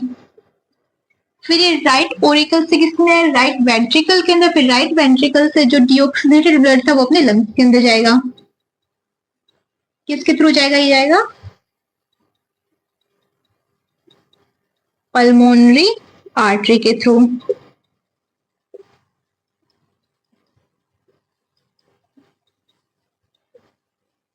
इसके अंदर भी भाई जो O2 है वो कितनी है, 40 mm of Hg,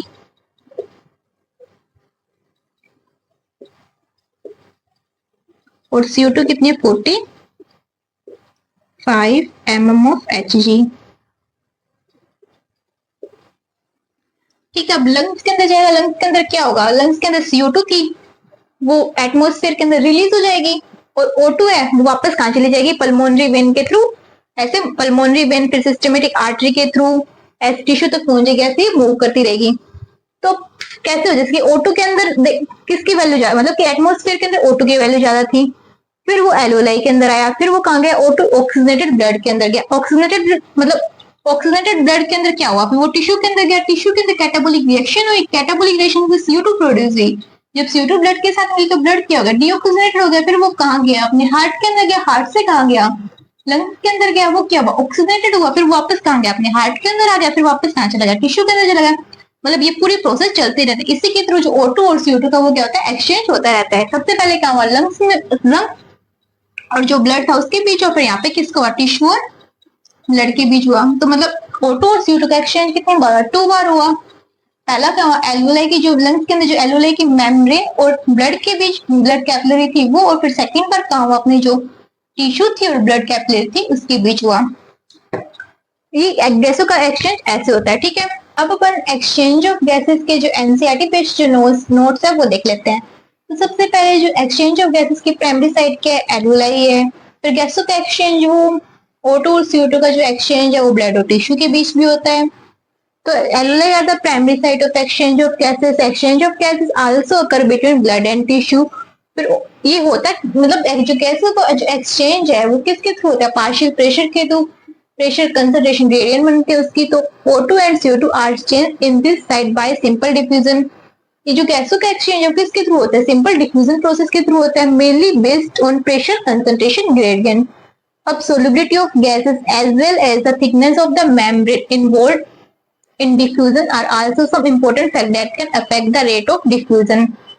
अब जो गैसों का जो एक्सचेंज अब डिफ्यूजन प्रोसेस के थ्रू, वो डिफ्यूजन प्रोसेस को कौन अफेक्ट करता है, जैसे कि अपन जानते हैं कि जो CO2 की जो सोलिबिलिटी है वो O2 से ज्यादा होती है।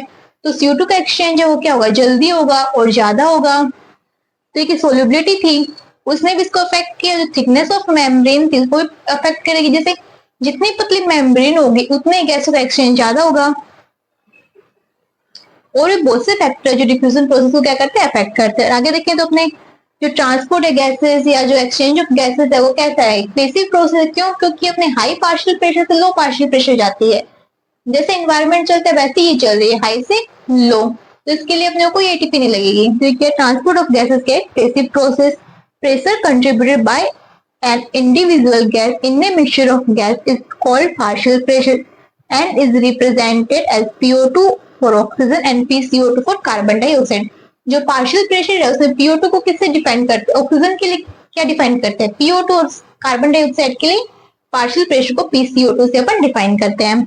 The partial pressure in these two gases, कौन सी two gases, O2 और CO2 in the atmospheric air and the two sites of diffusion are given in the table। जो पार्शियल प्रेशर O2 और CO2 को वो कहाँ दिया, अपने टेबल के अंदर। जैसे अपन ने देखा भी था कि रेस्पिरेटरी गैसेस है कौन सी O2 और CO2। उसमें एटमॉस्फेयर के अंदर कितना है रेस्पिरेटरी गैसेस जो O2 का एटमॉस्फेरिक पार्शियल प्रेशर कितना है 159, CO2 का 0.3, एल्वुलाई के अंदर 104, फिर CO2 का 40, डीऑक्सीजनेटेड ब्लड के अंदर O2 का 40, CO2 का 45, ऑक्सीजनेटेड ब्लड के अंदर O2 का 95 और CO2 का 40, टिश्यू के अंदर O2 का कितना है 40 और CO2 क्या 45। तो मतलब O2 का कहाँ ज्यादा है एल्वुलाई के अंदर ज्यादा है, कहाँ से टिश्यू के अंदर। जो O2 कहाँ मूव करेगी एल्वुलाई से टिश्यू के अंदर, और CO2 का पार्शियल प्रेशर कहाँ ज्यादा है टिश्यू के अंदर ज्यादा है, एल्वुलाई के अंदर कम। मतलब CO2 कहाँ मूव करेगी टिश्यू से एल्वुलाई के अंदर। देखिए जो पार्शियल प्रेशर जो O2 का है वो कहाँ ज्यादा है एल्वुलाई के अंदर ज्यादा है। तो partial pressure of O2 in alveoli greater than deoxygenated blood. तो ऑक्सीजन कहाँ से मूव करेगी एल्वुलाई से कहाँ मूव करेगी जो डीऑक्सीजनेटेड ब्लड जो आर्टियल जो ब्लड है वहां मूव करेगी। Oxygen move in alveolar air to arterial blood. और जो CO2 का जो पार्शियल प्रेशर है वो कहाँ ज्यादा है टिश्यू के अंदर ज्यादा है, डीऑक्सीजनेटेड ब्लड के अंदर ज्यादा। CO2 कहाँ मूव करेगी डीऑक्सीजनेटेड ब्लड से एल्वुलाई के अंदर। partial pressure of CO2 in alveoli less than deoxygenated blood, so CO2 move deoxygenated blood to alveolar air। और ये जो गैसों का मूवमेंट है वो किसके अकॉर्डिंग होता है पार्शियल प्रेशर के according. So transport of gases according to this partial pressure. ये अपन डायग्राम के थ्रू समझ लेते जो अपने समझा था वही डायग्राम है। जैसे कि ये लंग्स है, ये अपना हार्ट है, टिश्यू है। एल्वुलाई के अंदर किसका पार्शियल प्रेशर ज्यादा है PO2 का। मतलब पहले जो एटमॉस्फेरिक एयर थी वो कहाँ एल्वुलाई के अंदर किसका पार्शियल प्रेशर ज्यादा है O2 का। तो O2 कहाँ गई है अपने हार्ट के अंदर गई है, हार्ट से कहाँ गई है वो टिश्यू के अंदर गई है। टिश्यू के अंदर किसका पार्शियल प्रेशर ज्यादा था CO2 का। तो CO2 कहाँ गई है अपने हार्ट के अंदर, हार्ट से कहाँ गई है लंग्स के अंदर गई है। अभी हार्ट के अंदर किसके थ्रू गई सिस्टमेटिक वेन के थ्रू, और लंग्स के अंदर किसके थ्रू गई पल्मोनरी आर्टरी के थ्रू। यहाँ पे वो वापस क्या हो गई ऑक्सीजनेटेड हो गई, और जहाँ यहाँ पे जो CO2 थी वो कहाँ चलेगी एक्सपायर्ड एयर के अंदर मतलब बाहर की ओर मूव कर गई।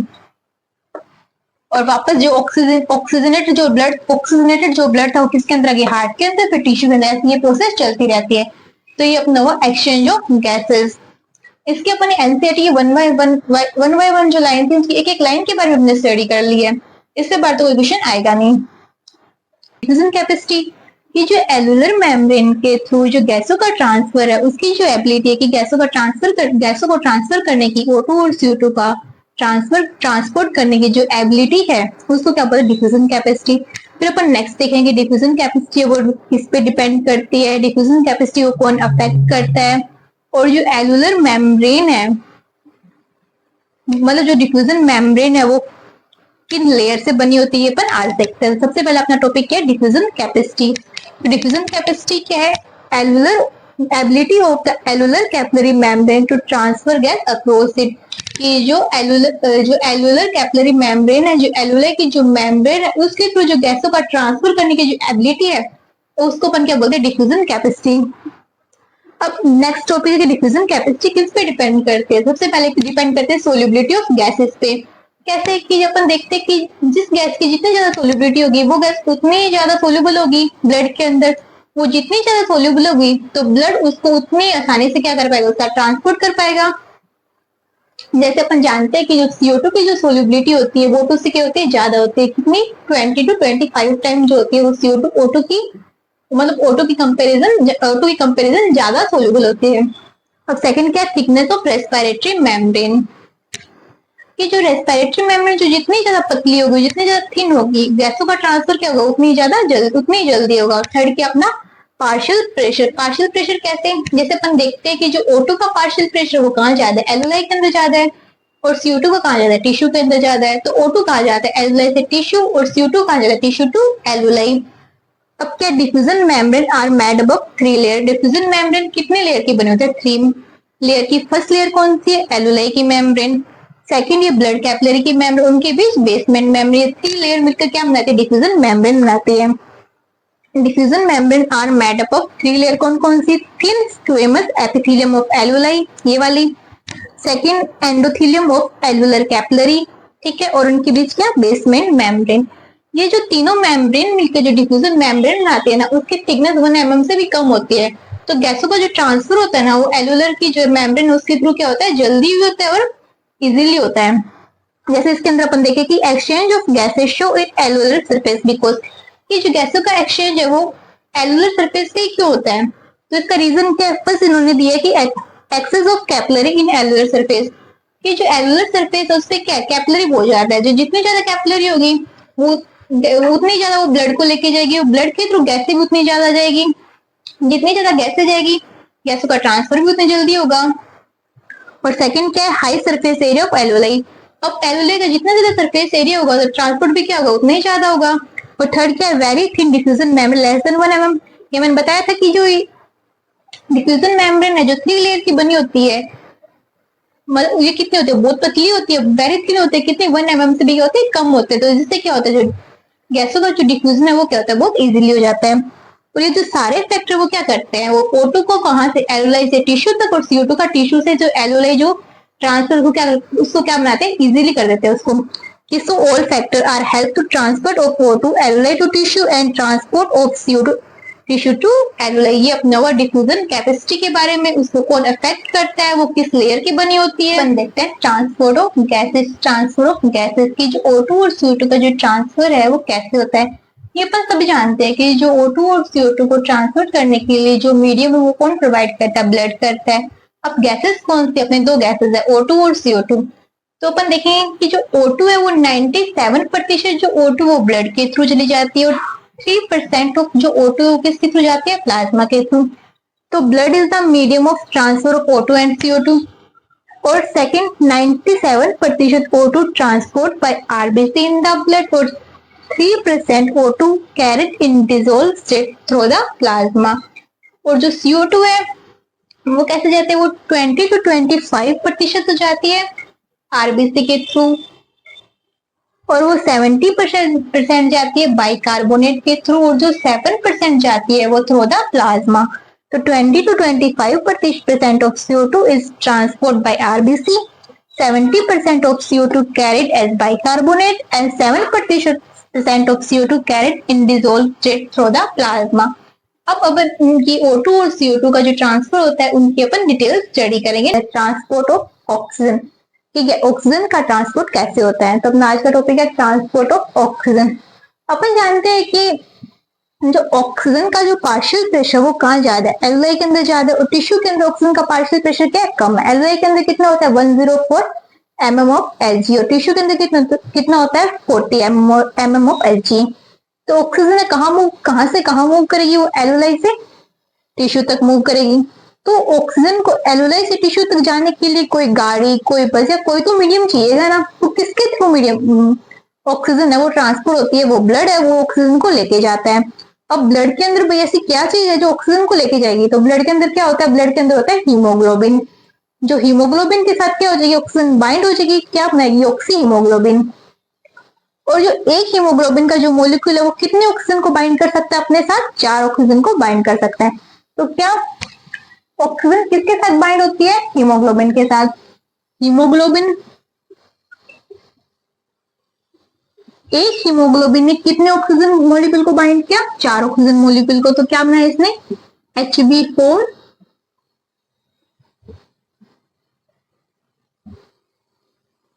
OAT क्या बन गया? Oxy haemoglobin.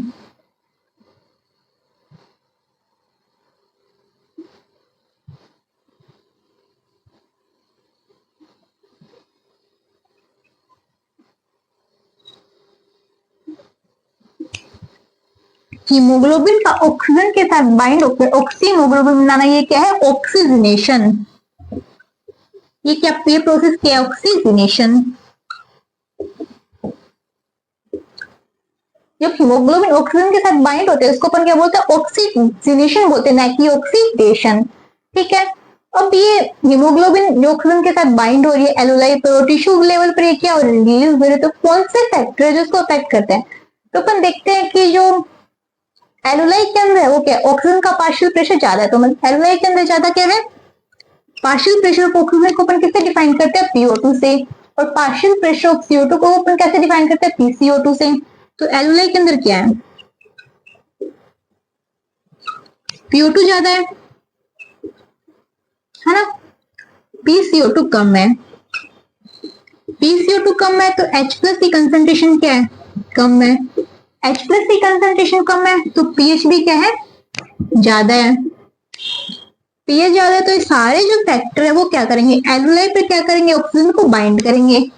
तो एल्यूलाई पर क्या करते हैं, ऑक्सीजन को बाइंड करते हैं, O2 को बाइंड करते हैं। और टिश्यू लेवल पर क्या है, टिश्यू लेवल पर PCO2 ज्यादा है, H प्लस ज्यादा है, H प्लस ज्यादा है तो मतलब एसिडिक नेचर ज्यादा है, एसिडिक नेचर ज्यादा तो क्या होगी, पीएच कम हो जाएगी। पीएच कम है तो टिश्यू लेवल पर क्या होगा, ऑक्सीजन क्या हो जाएगी, रिलीज हो जाएगी। तो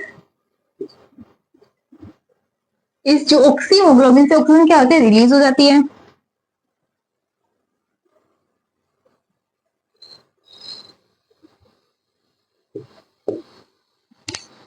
तो इससे होता है ऑक्सीजन का ट्रांसपोर्ट की जो ऑक्सीजन है वो कहाँ पे बाइंड होती है, एल्यूलाई पे बाइंड होती है और कहाँ पे रिलीज होती है, जाके वो टिश्यू लेवल पर क्या होती है, वो रिलीज हो जाती है।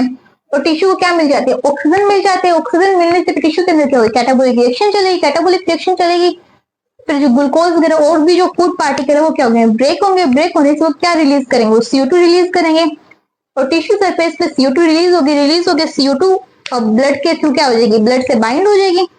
अब CO2 ब्लड से बाइंड होगी क्या, नहीं कार्ब अमीनो हीमोग्लोबिन, जो कार्ब अमीनो हीमोग्लोबिन वो कहाँ चली जाएगी, अपने एल्यूलाई पे चली जाएगी, ब्लड के थ्रू एल्यूलाई तक जाएगी और वहां से कहाँ चली जाएगी, एटमोस्फेयर के अंदर चली जाएगी। ऑक्सीजन का ट्रांसपोर्ट ब्लड के थ्रू ऐसे होता है, ब्लड के थ्रू ऑक्सीजन का ट्रांसपोर्ट कितना 97% होता है, बाय ब्लड कितना होता है 97%। ये अपना हुआ ट्रांसपोर्ट ऑफ ऑक्सीजन। अब इसकी अपन एनसीईआरटी की जो 1 बाय 1 लाइन है उसकी स्टडी कर लेते हैं, ठीक है। अब अपन ट्रांसपोर्ट ऑफ ऑक्सीजन की जो 1 बाय 1 लाइन, एनसीईआरटी की जो लाइन बाय लाइन है वो स्टडी कर लेते हैं, किसकी, ट्रांसपोर्ट ऑफ ऑक्सीजन की। कि अपने देखा था कि जो ऑक्सीजन है वो हीमोग्लोबिन के साथ बाइंड होती है तो क्या बनाती है, ऑक्सीमोग्लोबिन। ऑक्सीजन का हीमोग्लोबिन के साथ बाइंड होना किस मैनर के अंदर होता है, इरिवर्सिबल मैनर के अंदर। मतलब जब ऑक्सीजन हीमोग्लोबिन के साथ बाइंड होकर ऑक्सीमोग्लोबिन उसने बनाया तो वापस क्या नहीं बना सकते, हीमोग्लोबिन नहीं बना सकते। तो ये इसने लिखा है कि oxygen can bind with haemoglobin in a irreversible manner to form oxy haemoglobin, ठीक है। अब इसने नेक्स्ट लाइन के अंदर किसके बारे में बता दिया, हीमोग्लोबिन के बारे में, कि हीमोग्लोबिन क्या है। हीमोग्लोबिन क्या है, रेड कलर पिगमेंट होता है और उसके अंदर क्या कंटेनिंग होता है, उसके अंदर आयरन होता है। जो हीमोग्लोबिन की जो स्ट्रक्चर होती है उसके सेंटर में क्या होता है, आयरन होता है। Haemoglobin is red colour iron containing pigment present in the RBC. कहाँ होता है वो हीमोग्लोबिन, आरबीसी के अंदर होता है। और एक हीमोग्लोबिन का ऑक्सीजन का जो मोलिक्यूल है, एक हीमोग्लोबिन का जो मोलिक्यूल है वो कितने ऑक्सीजन कैरी कर सकते हैं, 4 ऑक्सीजन मोलिक्यूल को। तो each hemoglobin molecule can carry maximum of 4 oxygen molecule. और नेक्स्ट लाइन के अंदर लिखा है कि 100 ml जो ऑक्सीजनेटेड जो ब्लड है वो टिश्यू के अंदर कितने ml जो मतलब ऑक्सीजन प्रोवाइड करता है, 5 ml ऑफ ऑक्सीजन। कि each 100 ml of oxygenated blood can deliver around 5 ml of O2 to the tissue under normal physiological condition। ये क्या, नॉर्मल कंडीशन के अंदर अगर कोई भी इंजरी हुई, कुछ भी डैमेज हुआ तो उसके अंदर इसकी वैल्यू चेंज होती रहती है, उससे क्या होता है, अपने को डिजीज हो जाती है। और फिर लाइन क्या, binding of oxygen with the haemoglobin is the primary related to the partial pressure of O2। ये अपन ने देखा था कि हीमोग्लोबिन के साथ जो ऑक्सीजन की जो बाइंडिंग है वो किस पे डिपेंड करती है, पार्शियल प्रेशर ऑफ O2 पे। कैसे, जैसे अपन जानते हैं कि जैसे एल्यूलाई के अंदर क्या है, ऑक्सीजन का पार्शियल प्रेशर ज्यादा है तो वहां पे ऑक्सीजन क्या होती है, बाइंड होती है। और टिश्यू के अंदर ऑक्सीजन का पार्शियल प्रेशर कम है तो वहां पे ऑक्सीजन क्या हो जाएगी, रिलीज हो जाएगी। टिश्यू के अंदर क्या है, CO2 का पार्शियल प्रेशर ज्यादा है तो वहां पे होगी CO2 बाइंड होगी। और एल्यूलाई के अंदर CO2 का पार्शियल प्रेशर कम है तो वहां पे CO2 रिलीज हो जाएगी। नेक्स्ट लाइन के अंदर भी यही लिखा हुआ है कि partial pressure of CO2, hydrogen ion concentration and temperature are the other factor which can interfere with this binding. ये अपन ने देख लिया। फिर oxygen can not oxidation of haemoglobin made the haemoglobin is oxygenation. कि हीमोग्लोबिन जो oxygen के साथ बाइंड होती है, हीमोग्लोबिन का ऑक्सीजन के साथ बाइंड होना क्या है, ऑक्सीमोग्लोबिन जो बनता है वो क्या, ऑक्सीजनेशन है, वो ऑक्सीडेशन नहीं है। अब rich the tissue oxyhaemoglobin can dissociate and release the O2। जब जो ऑक्सीमोग्लोबिन है वो कहाँ पहुंचा, टिश्यू पे पहुंचा तो उसने क्या किया, वहां पे क्या था, O2 का जो पार्शियल प्रेशर था वो कम था तो ऑक्सीजन क्या हो जाएगी, रिलीज हो जाएगी। ये लिखा कि reach the tissue oxyhaemoglobin dissociate हुई, उसने क्या रिलीज किया, ऑक्सीजन रिलीज की। And then O2 move blood to tissue, oxygen blood से निकल के कहाँ चली गई, टिश्यू तक चली गई। And CO2 tissue fluid to blood, और CO2 कहाँ चलेगी, टिश्यू फ्लूइड से ब्लड तक चलेगी। Interchange of gases between blood and tissue called internal respiration और टिश्यू रेस्पिरेशन। मतलब टिश्यू की सरफेस पे O2 और CO2 का जो एक्सचेंज होता है उसको अपन क्या बोलते हैं, इंटरनल रेस्पिरेशन या टिश्यू रेस्पिरेशन बोलते हैं। This respiration perform by simple diffusion. जो मतलब O2 और CO2 का जो एक्सचेंज है वो किसके थ्रू होता है, सिंपल डिफ्यूजन के थ्रू होता है। देखिए कि एल्वुलाई लेवल पर क्या होता है, एल्वुलाई लेवल पर PO2 ज्यादा होती है, PCO2 कम होती है। ये कंडीशन किसके लिए फेवरेबल है, ये बाइंडिंग ऑफ O2 के लिए क्या है, फेवरेबल है। इसमें ये लिखा कि high PO2, low PCO2, lesser H+ and the lower temperature are all factor favourable for the formation of oxyhaemoglobin. और टिश्यू लेवल पे क्या होता है, हाई PCO2 होती है और लो क्या होता है, PO2। ये किसके लिए फेवरेबल है, ये releasing of O2 and binding of CO2 के लिए फेवरेबल है। ये क्या लिखे कि टिश्यू लेवल पे क्या है, the tissue condition low PCO2 high, low PO2, high PCO2, high H+ and high temperature exit the condition are favorable for dissociation। ये अपना हुआ ट्रांसपोर्ट ऑफ ऑक्सीजन के बारे में। तो अपन देखते हैं कि हीमोग्लोबिन डिसोसिएशन कर्व क्या है। तो सबसे पहले कि ये क्या है, एक सिग्मोइड कर्व है। इसकी दो एक्सिस है, एक एक्सिस पे अपन लिया percentage saturation of haemoglobin with O2, second axis पे अपन लिया PO2, किसके अंदर, mm ऑफ Hg के अंदर। अब इस कर्व के अंदर देखें कि जैसे जैसे PO2 इंक्रीज हो रहा है वैसे वैसे परसेंटेज सैचुरेशन ऑफ हीमोग्लोबिन है वो भी क्या हो रहा है, इंक्रीज हो रहा है। यही इसके अंदर लिखा कि एक sigmoid curve is obtain when percentage saturation of haemoglobin with O2 is plotted against the PO2। This curve is called the oxygen dissociation curve. ये अपन देख रहे हैं कि जैसे जैसे PO2 20 हुआ तो परसेंटेज सैचुरेशन भी कितना हुआ, 20। ये 40 तो ये भी 40, ये 60, ये 60, ये 80 तो ये भी 80, ये 100 तो ये भी 100। अब सेकंड क्या लिखा हुआ है इसमें कि this curve is highly useful to studying the effect of factor like PCO2 H+ concentration and temperature. कि इस कर्व का अपन और किसके लिए यूज कर सकते हैं, किसकी स्टडी के लिए यूज कर सकते हैं, PCO2 H+ कंसंट्रेशन टेम्परेचर, इसकी स्टडी के लिए भी इस कर्व का अपन यूज कर सकते हैं। कैसे, अपन देखेंगे जैसे जैसे PCO2 इंक्रीज हुआ, PCO2 इंक्रीज होगा तो PO2 क्या होगा, डिक्रीज होगा। जैसे जैसे PO2 डिक्रीज होता जाएगा तो परसेंटेज सैचुरेशन जो हीमोग्लोबिन है वो भी क्या हो जाएगा, डिक्रीज हो जाएगा। तो इसकी स्टडी के लिए PCO2 की स्टडी के लिए यूज हो गया। अब अपन देखें कि H+ की स्टडी के लिए कैसे यूज करेंगे। तो जैसे जैसे H+ इंक्रीज होगा, H+ इंक्रीज होने के साथ साथ क्या होगा, PCO2 इंक्रीज होगा, PO2 क्या होगा, डिक्रीज होगा। PO2 डिक्रीज हुआ तो परसेंटेज सैचुरेशन ऑफ हीमोग्लोबिन क्या हुआ, डिक्रीज हुआ। ऐसे इसका अपन जो PCO2 H+ कंसंट्रेशन टेम्परेचर इसकी स्टडी के लिए भी यूज कर सकते हैं। और PO2 का जो हीमोग्लोबिन के रिलेटेड जो सैचुरेशन उसकी स्टडी के लिए अपन इसका यूज करते हैं। ये अपना हुआ oxy haemoglobin dissociation curve. CO2 का ट्रांसपोर्ट कैसे होता है, अपन ने देखा कि O2 का ट्रांसपोर्ट देख लिया अपन, अब अपन CO2 का ट्रांसपोर्ट देखेंगे कैसे होता है। O2 का ट्रांसपोर्ट किसके थ्रू हो रहा था, ब्लड के थ्रू, तो CO2 का ट्रांसपोर्ट भी किसके थ्रू होगा, ब्लड के थ्रू होगा। अपन देखिए कैसे और CO2 जाएगी कहां से कहां तक जाएगी। अपन जानते हैं कि जो टिश्यू के अंदर क्या है, CO2 ज्यादा है तो और एल्वुलाई के अंदर CO2 क्या है, कम है। आई मीन टिश्यू के अंदर PCO2 ज्यादा है, एल्वुलाई के अंदर PCO2 कम है। PCO2 कम है तो एल्वुलाई के अंदर तो जो CO2 वो कहाँ जाएगी, टिश्यू से कहाँ जाएगी, एल्वुलाई तक जाएगी। तो मतलब जो CO2 वो टिश्यू की जो सरफेस है उस पे क्या होगी, बाइंड होगी, और जो एल्वुलाई की सरफेस पे क्या हो जाएगी, रिलीज हो जाएगी। एल्वुलाई से वो कहाँ चली जाएगी, एटमॉस्फेयर के अंदर चली जाएगी। अपने नेक्स्ट लास्ट वीडियो के अंदर अपन ने ये भी देखा था कि जो 20 से 25% परसेंटेज ऑफ CO2 वो किसके थ्रू ट्रांसफर होती है, ब्लड के थ्रू। और जो 70% ऑफ CO2 है वो कैसे ट्रांसफर होती है, बाय कार्बोनेट के थ्रू। अपन देखते हैं कि वो कैसे होती है। सबसे पहले तो ठीक 20 से 25% ऑफ CO2 है किसके थ्रू ट्रांसपोर्ट होती है, ब्लड के थ्रू ट्रांसपोर्ट होती है।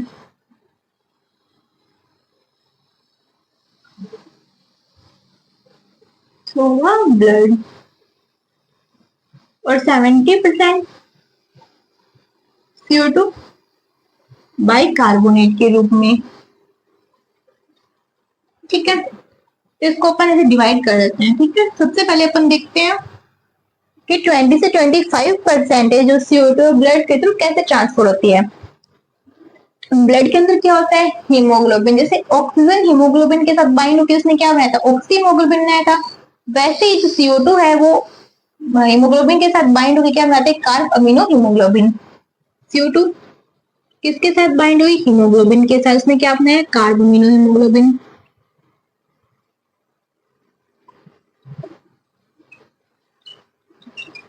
ये CO2 है किसके सरफेस से बाइंड होते हैं, CO2 टिश्यू के सरफेस से बाइंड होते हैं। क्यों, क्योंकि टिश्यू के अंदर कैटाबोलिक रिएक्शन चल रही थी, कैटाबोलिक रिएक्शन से CO2 प्रोड्यूस हुई थी, CO2 प्रोड्यूस हुई थी, वहां पे क्या जाता, PCO2 ज्यादा था, H प्लस कंसेंट्रेशन ज्यादा थी, PO2 कम था। तो ये जो फैक्टर है वो किसको अफेक्ट करते हैं, वो CO2 को हीमोग्लोबिन के साथ क्या करते हैं, बाइंड करते हैं। तो ये कहाँ पे बाइंड होती है, eight tissue surface.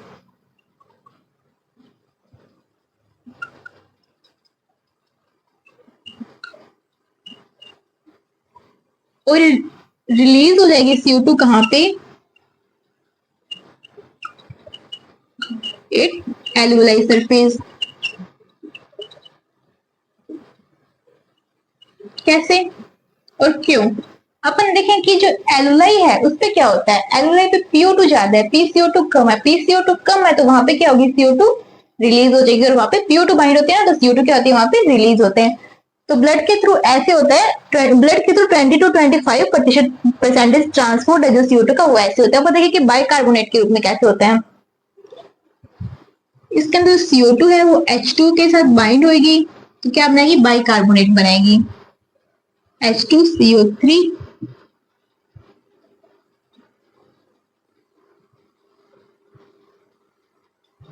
HCO3 minus plus H plus.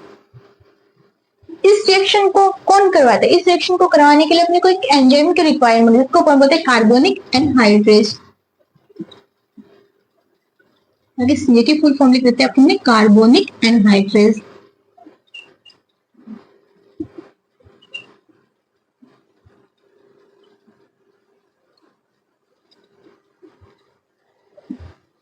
जो ये रिएक्शन होते हैं ना, ये रिवर्सिबल रिएक्शन होते हैं, मतलब ये CO2 पहले टिश्यू सरफेस पे बाइंड होगी और जो एलुलाई सरफेस पे क्या हो जाएगी, रिलीज होती है। मतलब टिश्यू सरफेस पे रिएक्शन ऐसे चलती है और एलुलाई सरफेस पे रिएक्शन ऐसे हो जाती है, ठीक है। इस रिएक्शन को कौन करवाता है, इस रिएक्शन करवाते हैं कार्बोनिक एनहाइड्रेज। ये एंजाइम कहाँ पाया जाता है, ये एंजाइम अपने आरबीसी के अंदर होता है, मतलब लार्ज अमाउंट के अंदर आरबीसी के अंदर, और थोड़ा बहुत माइन्यूट अमाउंट के अंदर अपने प्लाज्मा के अंदर भी होता है, ठीक है। ये भी सेम ऐसे कि एलुलाई लेवल पे क्या होता है, सॉरी टिश्यू सरफेस पे क्या होता है, टिश्यू सरफेस पे CO2 है वो किसके साथ बाइंड होगी, H2 के साथ बाइंड होगी, ये बनेगी बाइकार्बोनेट। उसके अंदर किसके अंदर ब्रेक हो जाएगा, HCO3 माइनस और H प्लस के अंदर। और एलुलाई लेवल पे क्या होगा, एलुलाई लेवल पे क्या ज्यादा है, एलुलाई लेवल पे PO2 ज्यादा है, PCO2 कम है, PCO2 कम है तो CO2 क्या हो जाएगी, रिलीज हो जाएगी। CO2 रिलीज हो गई तो जो रिएक्शन है वो ऐसे उल्टी चल पड़ेगी, ठीक है। तो ऐसा होता है 70% ट्रांसपोर्ट CO2 का बाइकार्बोनेट के रूप में, ऐसे होता है 25 to 25% CO2 का ट्रांसपोर्ट ब्लड के थ्रू। अब इसकी अपन एनसीईआरटी की जो 1 by 1 जो लाइन है उसकी स्टडी करते हैं। अब अपन ट्रांसपोर्ट ऑफ CO2 की एनसीईआरटी की लाइन बाय लाइन स्टडी करते हैं। तो सबसे पहले क्या लिखा है कि CO2 is carried by haemoglobin as carbamino haemoglobin. अपन ने देखा था कि CO2 है वो हीमोग्लोबिन के साथ बाइंड होकर क्या बनाते हैं, कार्ब अमीनो हीमोग्लोबिन। कितने 20 to 25%, मतलब हीमोग्लोबिन के साथ जो CO2 की जो बाइंडिंग है उसके थ्रू जो ट्रांसपोर्ट होता है वो कितना होता है, 20 to 25% होता है। फिर next binding of CO2 is related to partial pressure of CO2, मतलब जैसे टिश्यू सरफेस उस पे क्या है, CO2 हाई है तो वहां पे CO2 बाइंड होती है, और जो एलुलाई लेवल पे CO2 क्या है, कम है, आई मीन PCO2 क्या कम है तो वहां पे CO2 क्या रिलीज हो जाती है। इसमें ये लिखा है कि binding of CO2 is related to the partial pressure of CO2। Next ये है कि PCO2 is major factor which can affect binding of CO2, मतलब जो PCO2 वो क्या है, मेजर फैक्टर है। When PCO2 is high and PO2 is low, as in the tissue, more binding of CO2 is occurring। अपने देखा कि जो टिश्यू लेवल पे क्या है, PCO2 ज्यादा है तो वहां पे CO2 क्या बाइंड हो रही है, whereas PCO2 is low and PO2 is high, as in the allunyl dissociation of CO2 form carb amino hemoglobin takes place। ये भी अपन देखा कि एलुलाई लेवल पे क्या है, PCO2 कम है, PO2 ज्यादा है तो वहां पे CO2 क्या हो जाएगी, डिसोशिएट हो जाएगी। किससे डिसोशिएट होगी, क्या बनाता है, कार्ब अमीनो हीमोग्लोबिन बनाता है वहां, उसी से क्या होगी, CO2 डिसोशिएट होगी, क्या बनाएगी, CO2 और H2 सॉरी CO2 बना लेगी। अब CO2 is bound to hemoglobin from the tissue is delivered to the alloy, मतलब CO2 कहाँ पे बाउंड होती है, टिश्यू सरफेस से बाउंड होती है, और कहाँ पे रिलीज होती है, एलुलाई लेवल पे रिलीज होती है। RBC contain a very high concentration of the enzyme carbonic anhydrase and minute quantity of carbonic anhydrase present in plasma। ये भी अपन ने देखा कि आरबीसी के अंदर जो कार्बोनिक एनहाइड्रेट की जो अमाउंट है वो ज्यादा और जो प्लाज्मा के अंदर कम है। This enzyme facility the following reaction in both direction. जो कार्बोनिक एनहाइड्रेट क्या फैसिलिटी अपने को प्रोवाइड करता है कि जो रिएक्शन है उसके दोनों मतलब बोथ डायरेक्शन के अंदर चलाता है। CO2 plus H2 carbonic anhydride से क्या एंजाइम के प्रेजेंस में बाइकार्बोनेट बनेगा और किस में ब्रेक हो जाएगा, बाइकार्बोनेट प्लस H प्लस के अंदर। A tissue surface where partial pressure of CO2 is high. कैसे हाई हुआ, जब ग्लूकोज का ब्रेकडाउन हुआ तो CO2 बना था, ये लिखा इसने CO2 is high to catabolism of CO2 diffuse into blood, RBC and plasma and form bicarbonate and H plus। ये टिश्यू सरफेस पे क्या था, CO2 ज्यादा थी, CO2 ने H2 के साथ बाइंड हुई, क्या बनाई, बाइकार्बोनेट बनाई और किसमें ब्रेक हो, बाइकार्बोनेट और H प्लस के अंदर। It alveolar surface where PCO2 is low, alveolar level पे क्या है, PCO2 कम है। The reaction proceed in opposite direction. Tissue surface पे रिएक्शन ऐसे चल रही थी, अब एलुलर लेवल पे रिएक्शन कैसे चलेगी, ऐसी अपोजिट हो जाएगी। क्यों, क्योंकि एलुलर पे क्या बनेगी, CO2 बनेगी। Direction leading to the formation of CO2 and H2। अभी नेक्स्ट क्या लिखा हुआ है कि CO2 trapped as bicarbonate at the tissue level and transported to the alveoli is released out as CO2। कि जो CO2 है बाइकार्बोनेट के फॉर्म के अंदर कहाँ पे बाइंड होता है, टिश्यू सरफेस पे बाइंड होता है, एलुलर सरफेस पे क्या होता है, रिलीज हो जाता है। अब next, every 100 ml of deoxygenated blood deliver approximately 4 ml of CO2 to the alveoli। की जो 100 ml जो डिऑक्सीजनेटेड ब्लड है वो एलुलाई को कितनी ml जो CO2 प्रोवाइड करता है, 4 ml। जैसे कि अपने देखा था कि O2 के ट्रांसपोर्ट के अंदर जो 100 ml ऑफ ऑक्सीजनेटेड ब्लड था वो टिश्यू को कितनी ऑक्सीजन प्रोवाइड कर रहा था, 5 ml। ऐसे ही जो 100 ml जो डिऑक्सीजनेटेड ब्लड है वो एलुलाई को कितनी CO2 प्रोवाइड करता है, 4 ml।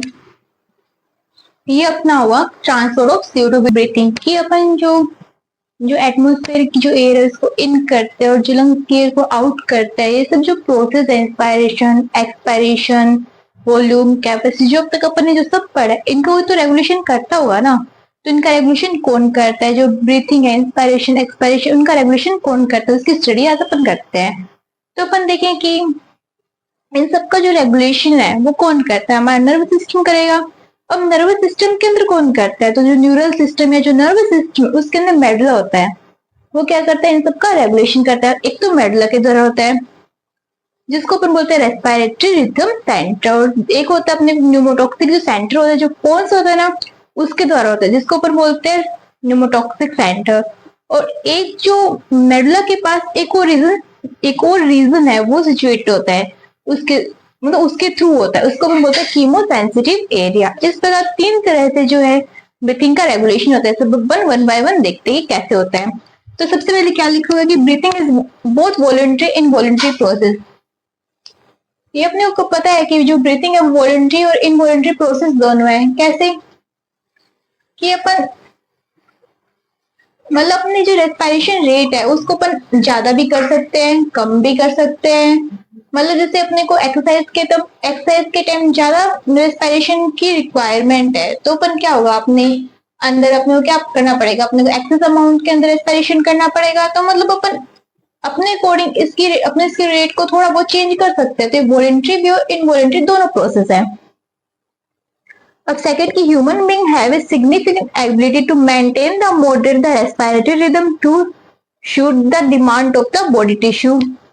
कि ह्यूमन बीइंग के पास क्या होता है कि ऐसी एबिलिटी होती है कि वो अपने जो टिश्यू की डिमांड है उसके अकॉर्डिंग क्या कर सकता है, वो अपनी रिदम जो रेस्पिरेटरी रिदम है उसको क्या कर सकता है, चेंज कर सकता है। ये अपन ने देखा था कि अपनी जो टिश्यू की डिमांड है उसके अकॉर्डिंग अपन क्या कर सकते हैं, थोड़ी बहुत जो एयर है वो एक्सेस इनहेल भी कर सकते हैं, थोड़ी बहुत जो एयर है वो एक्सेस क्या कर सकते हैं, एक्सहेल भी कर सकते हैं।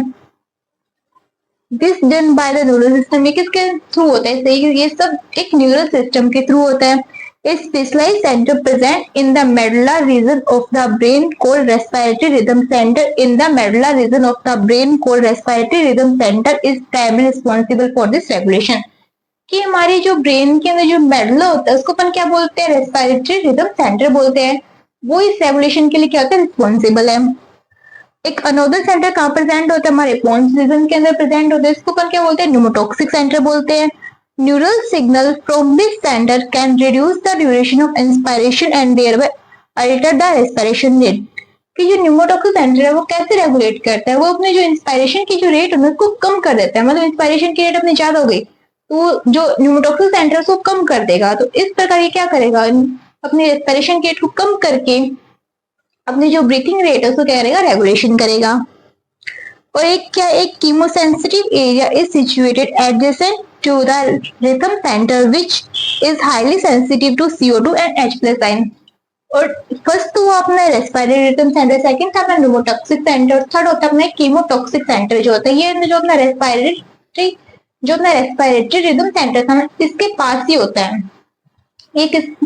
ये मतलब किसको पहचान सकता है, CO2 और H+ कंसंट्रेशन जब इंक्रीज होगी ना तो इसको पता लगेगा कि हाँ भी CO2 और H+ की कंसंट्रेशन इंक्रीज हुई है। तो ये क्या करेगा, जो रेस्पिरेशन रेट है उसको बढ़ाना है या फिर उसको बढ़ाना है, इसको इंक्रीज करना है, डिक्रीज करना है, फिर उसके अकॉर्डिंग क्या करता है ये अपना मतलब रिदम सेंटर क्या करता है, अपनी जो एक्शन है वो परफॉर्म करता है। जैसे CO2 इंक्रीज होगी तो क्या करेगा, ऑक्सीजन डिक्रीज होगी तो जो इंस्पायरेशन है वो जल्दी जल्दी होगा, इंस्पायरेशन एक्सपायरेशन क्या होगा, जल्दी जल्दी होगा। तो अपने जो टिश्यू है उसको क्या ऑक्सीजन जल्दी जल्दी पहुंचेगी। तो ये इसमें लिखा कि एक chemosensitive area is situated adjacent to the rhythm centre which is highly sensitive to the CO2 and H+ ion.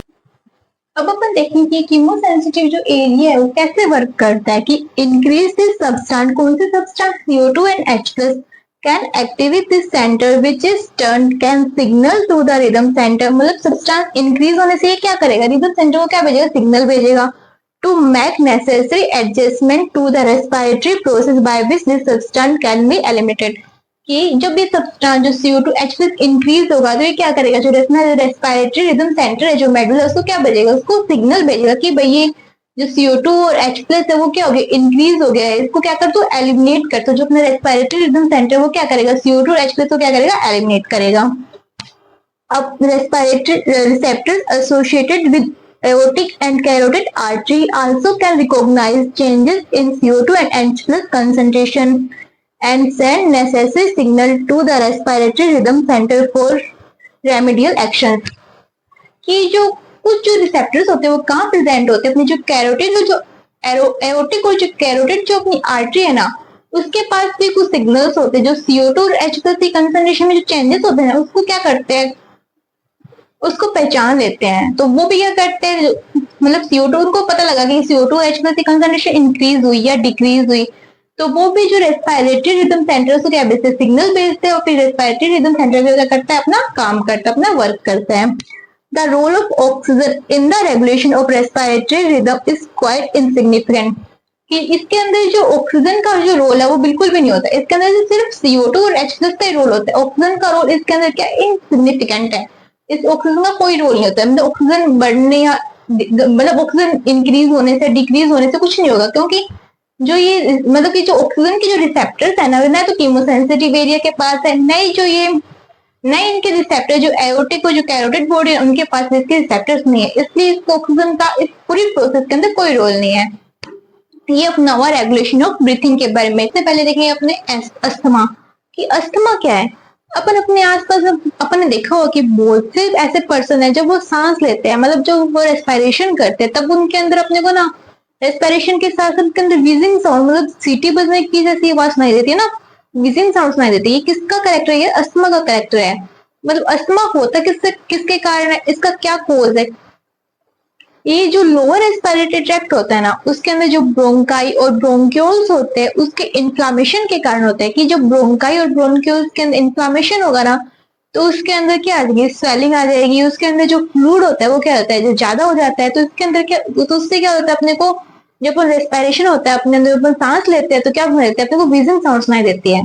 तो अस्थमा क्या है, डिफिकल्टी इन ब्रीथिंग। तो उनको ब्रीथिंग करने में, उनको सांस लेने में क्या होती है, डिफिकल्टी होती है।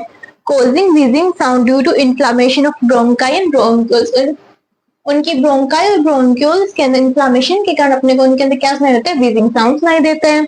ये किसका, लोअर रेस्पिरेटरी ट्रैक्ट का डिसऑर्डर है। और स्पाज्म इन ब्रोंक्यूल मसल, ब्रोंक्यूल मसल में स्पाज्म के कारण भी क्या होता है, अस्थमा होता है। अपना नेक्स्ट डिसऑर्डर कौन सा है, ब्रोंकाइटिस। ब्रोंकाइटिस क्या है, ब्रोंकाइटिस के अंदर क्या होता है, ब्रोंकाइटिस के अंदर जो ब्रोंकाई उसके अंदर क्या होता है, इन्फ्लामेशन हो जाता है। तो इन्फ्लामेशन इन ब्रोंकाई, स्पेशल कैरेक्टर क्या है इसका, inflammation and burning in bronchi and regular coughing. इसके अंदर क्या होता है कि उनकी जो ब्रोंकाई होती है ना अपनी, उसके अंदर क्या रहता है, उसके अंदर इन्फ्लामेशन तो होता ही है, साथ के अंदर उसके अंदर बर्निंग होती है, जलन होती है, और रेगुलर क्या होता है, कफिंग होती रहती है अपने को। तो वो किसका कैरेक्टर होता है, ब्रोंकाई का। अब नेक्स्ट अपना emphysema. Emphysema is a chronic disorder. अब एक क्रोनिक डिसऑर्डर है, इसको अपन क्रोनिक डिसऑर्डर क्यों बोलते हैं, और सबसे पहले कि क्रोनिक डिसऑर्डर होता क्या है। क्रोनिक डिसऑर्डर मतलब जो लंबे टाइम तक चलता है, लंबे टाइम तक चलता है, इसका कोई इलाज भी नहीं है। मतलब इसको अपन ऐसा नहीं कि अपन दवाई लेंगे तो ठीक हो जाएगा, इसका कोई इलाज नहीं है। मतलब तो मुझे एफआईसी में इसका कोई इलाज नहीं है। इसको अपन सिर्फ ऐसे मतलब कि दवाई ले सकते हैं, इसकी कभी ठीक नहीं होता है, जैसे एड्स वगैरह, वैसे ये ठीक नहीं होता है एड्स वगैरह की तरह। तो ये क्या है, क्रोनिक डिसऑर्डर है। इसके अंदर क्या होता है, अपनी जो एलुलर की जो सरफेस है वो क्या होती है, कम हो जाती है। which alveolar wall are damaged due to which respiratory surfaces decrease। अपनी जो एल्वुलर की वॉल की वो क्या होगी, डैमेज होगी, जिससे क्या होगा, जो एल्वुलर जो वॉल है वो क्या होगी, एल्वुलर जो सरफेस है वो क्या होगी, डिक्रीज होगी। तो अपने को रेस्पिरेशन के अंदर क्या आएगी, डिफिकल्टी होगी। One of the major cause of this cigarette और स्मोकिंग, मतलब जो पर्सन स्मोकिंग करते हैं ना उसके अंदर ये ज्यादा देखने को मिलता है। तो उसकी जो एल्वुलर सरफेस है वो क्या होता है, डिक्रीज हो जाता है स्मोकिंग के कारण। क्यों, क्योंकि उनके अंदर ना जो स्मोकिंग के अंदर ऐसे सब्सटेंस होते हैं जैसे निकोटीन वगैरह होते हैं, निकोटीन कैफीन वगैरह, वो क्या करते हैं, एल्वुलर जो सरफेस है उसको क्या करते हैं, डिक्रीज करते हैं, एल्वुलर को डैमेज कर देते हैं। तो ये अपन देखा अस्थमा, ब्रोंकाइटिस, एम्फाइसीमा के बारे में। तो अब अपन देखते हैं ऑक्यूपेशनल रेस्पिरेटरी डिसऑर्डर के बारे में कि ऑक्यूपेशनल रेस्पिरेटरी डिसऑर्डर क्या है। कि इन सर्टन इंडस्ट्रीज, बेसिकली कौन सी, दोज इन्वॉल्विंग ग्राइंडिंग और stone breaking, so much dust is produced that the defense mechanism of the body cannot fully cope with the situation। क्या बोल रहा है कि जो पर्सन इंडस्ट्री के अंदर वर्क करते हैं, मोस्टली कौन सी इंडस्ट्री, ग्राइंडिंग और स्टोन ब्रेकिंग, मतलब कि स्टोन को ग्राइंडिंग करते हैं, स्टोन को उसको ब्रेक करते हैं, उसके अंदर क्या होता है, जो डस्ट पार्टिकल है वो निकलते हैं। तो so much dust is produce that the defence mechanism body can not fully cope with this situation. तो डस्ट पार्टिकल के साथ अपन लंबे समय तक कांटेक्ट में रहते हैं तो क्या होता है, उससे अपनी जो बॉडी है वो अपनी मतलब जो बॉडी है वो अपनी प्रोटेक्शन नहीं कर पाती। अपना जो इम्यून सिस्टम है वो लॉन्ग टाइम तक इसके एक्सपोजर के अंदर रहने से, कॉन्टेक्ट के रहने से अपना जो इम्यून सिस्टम वो क्या होता है, डाउन हो जाता है, डिक्रीज हो जाता है, अपनी इम्यूनिटी इतनी स्ट्रॉन्ग नहीं रह पाती है। तो उससे क्या होता है, अपने को ये डिसऑर्डर हो जाता है। मतलब अपनी जो बॉडी है वो, अपने जो defence mechanism of the body can not fully cope with this situation, मतलब अपनी जो बॉडी है वो इस सिचुएशन से अपनी जो रक्षा है वो नहीं कर पाती है। Long exposure can give to inflammation leading to fibrosis and thus causing serious lung damage। कि इसके लंबे समय तक इसके एक्सपोजर में रहने पर, कांटेक्ट में रहने से क्या होता है, इसमें अपनी जो रेस्पिरेटरी जो सिस्टम है उसके अंदर क्या होगा, इन्फ्लामेशन होगा और क्या होगा, फाइब्रोसिस होगा। फाइब्रोसिस के अंदर क्या जो फाइब्रस टिश्यू वो ज्यादा बनने स्टार्ट होंगे, जिससे अपना जो रेस्पिरेटरी सिस्टम वो क्या हो जाएगा, जो हार्ड हो जाएगा, जिससे अपने को लंग्स में क्या होगा, सीरियस डैमेज होगा।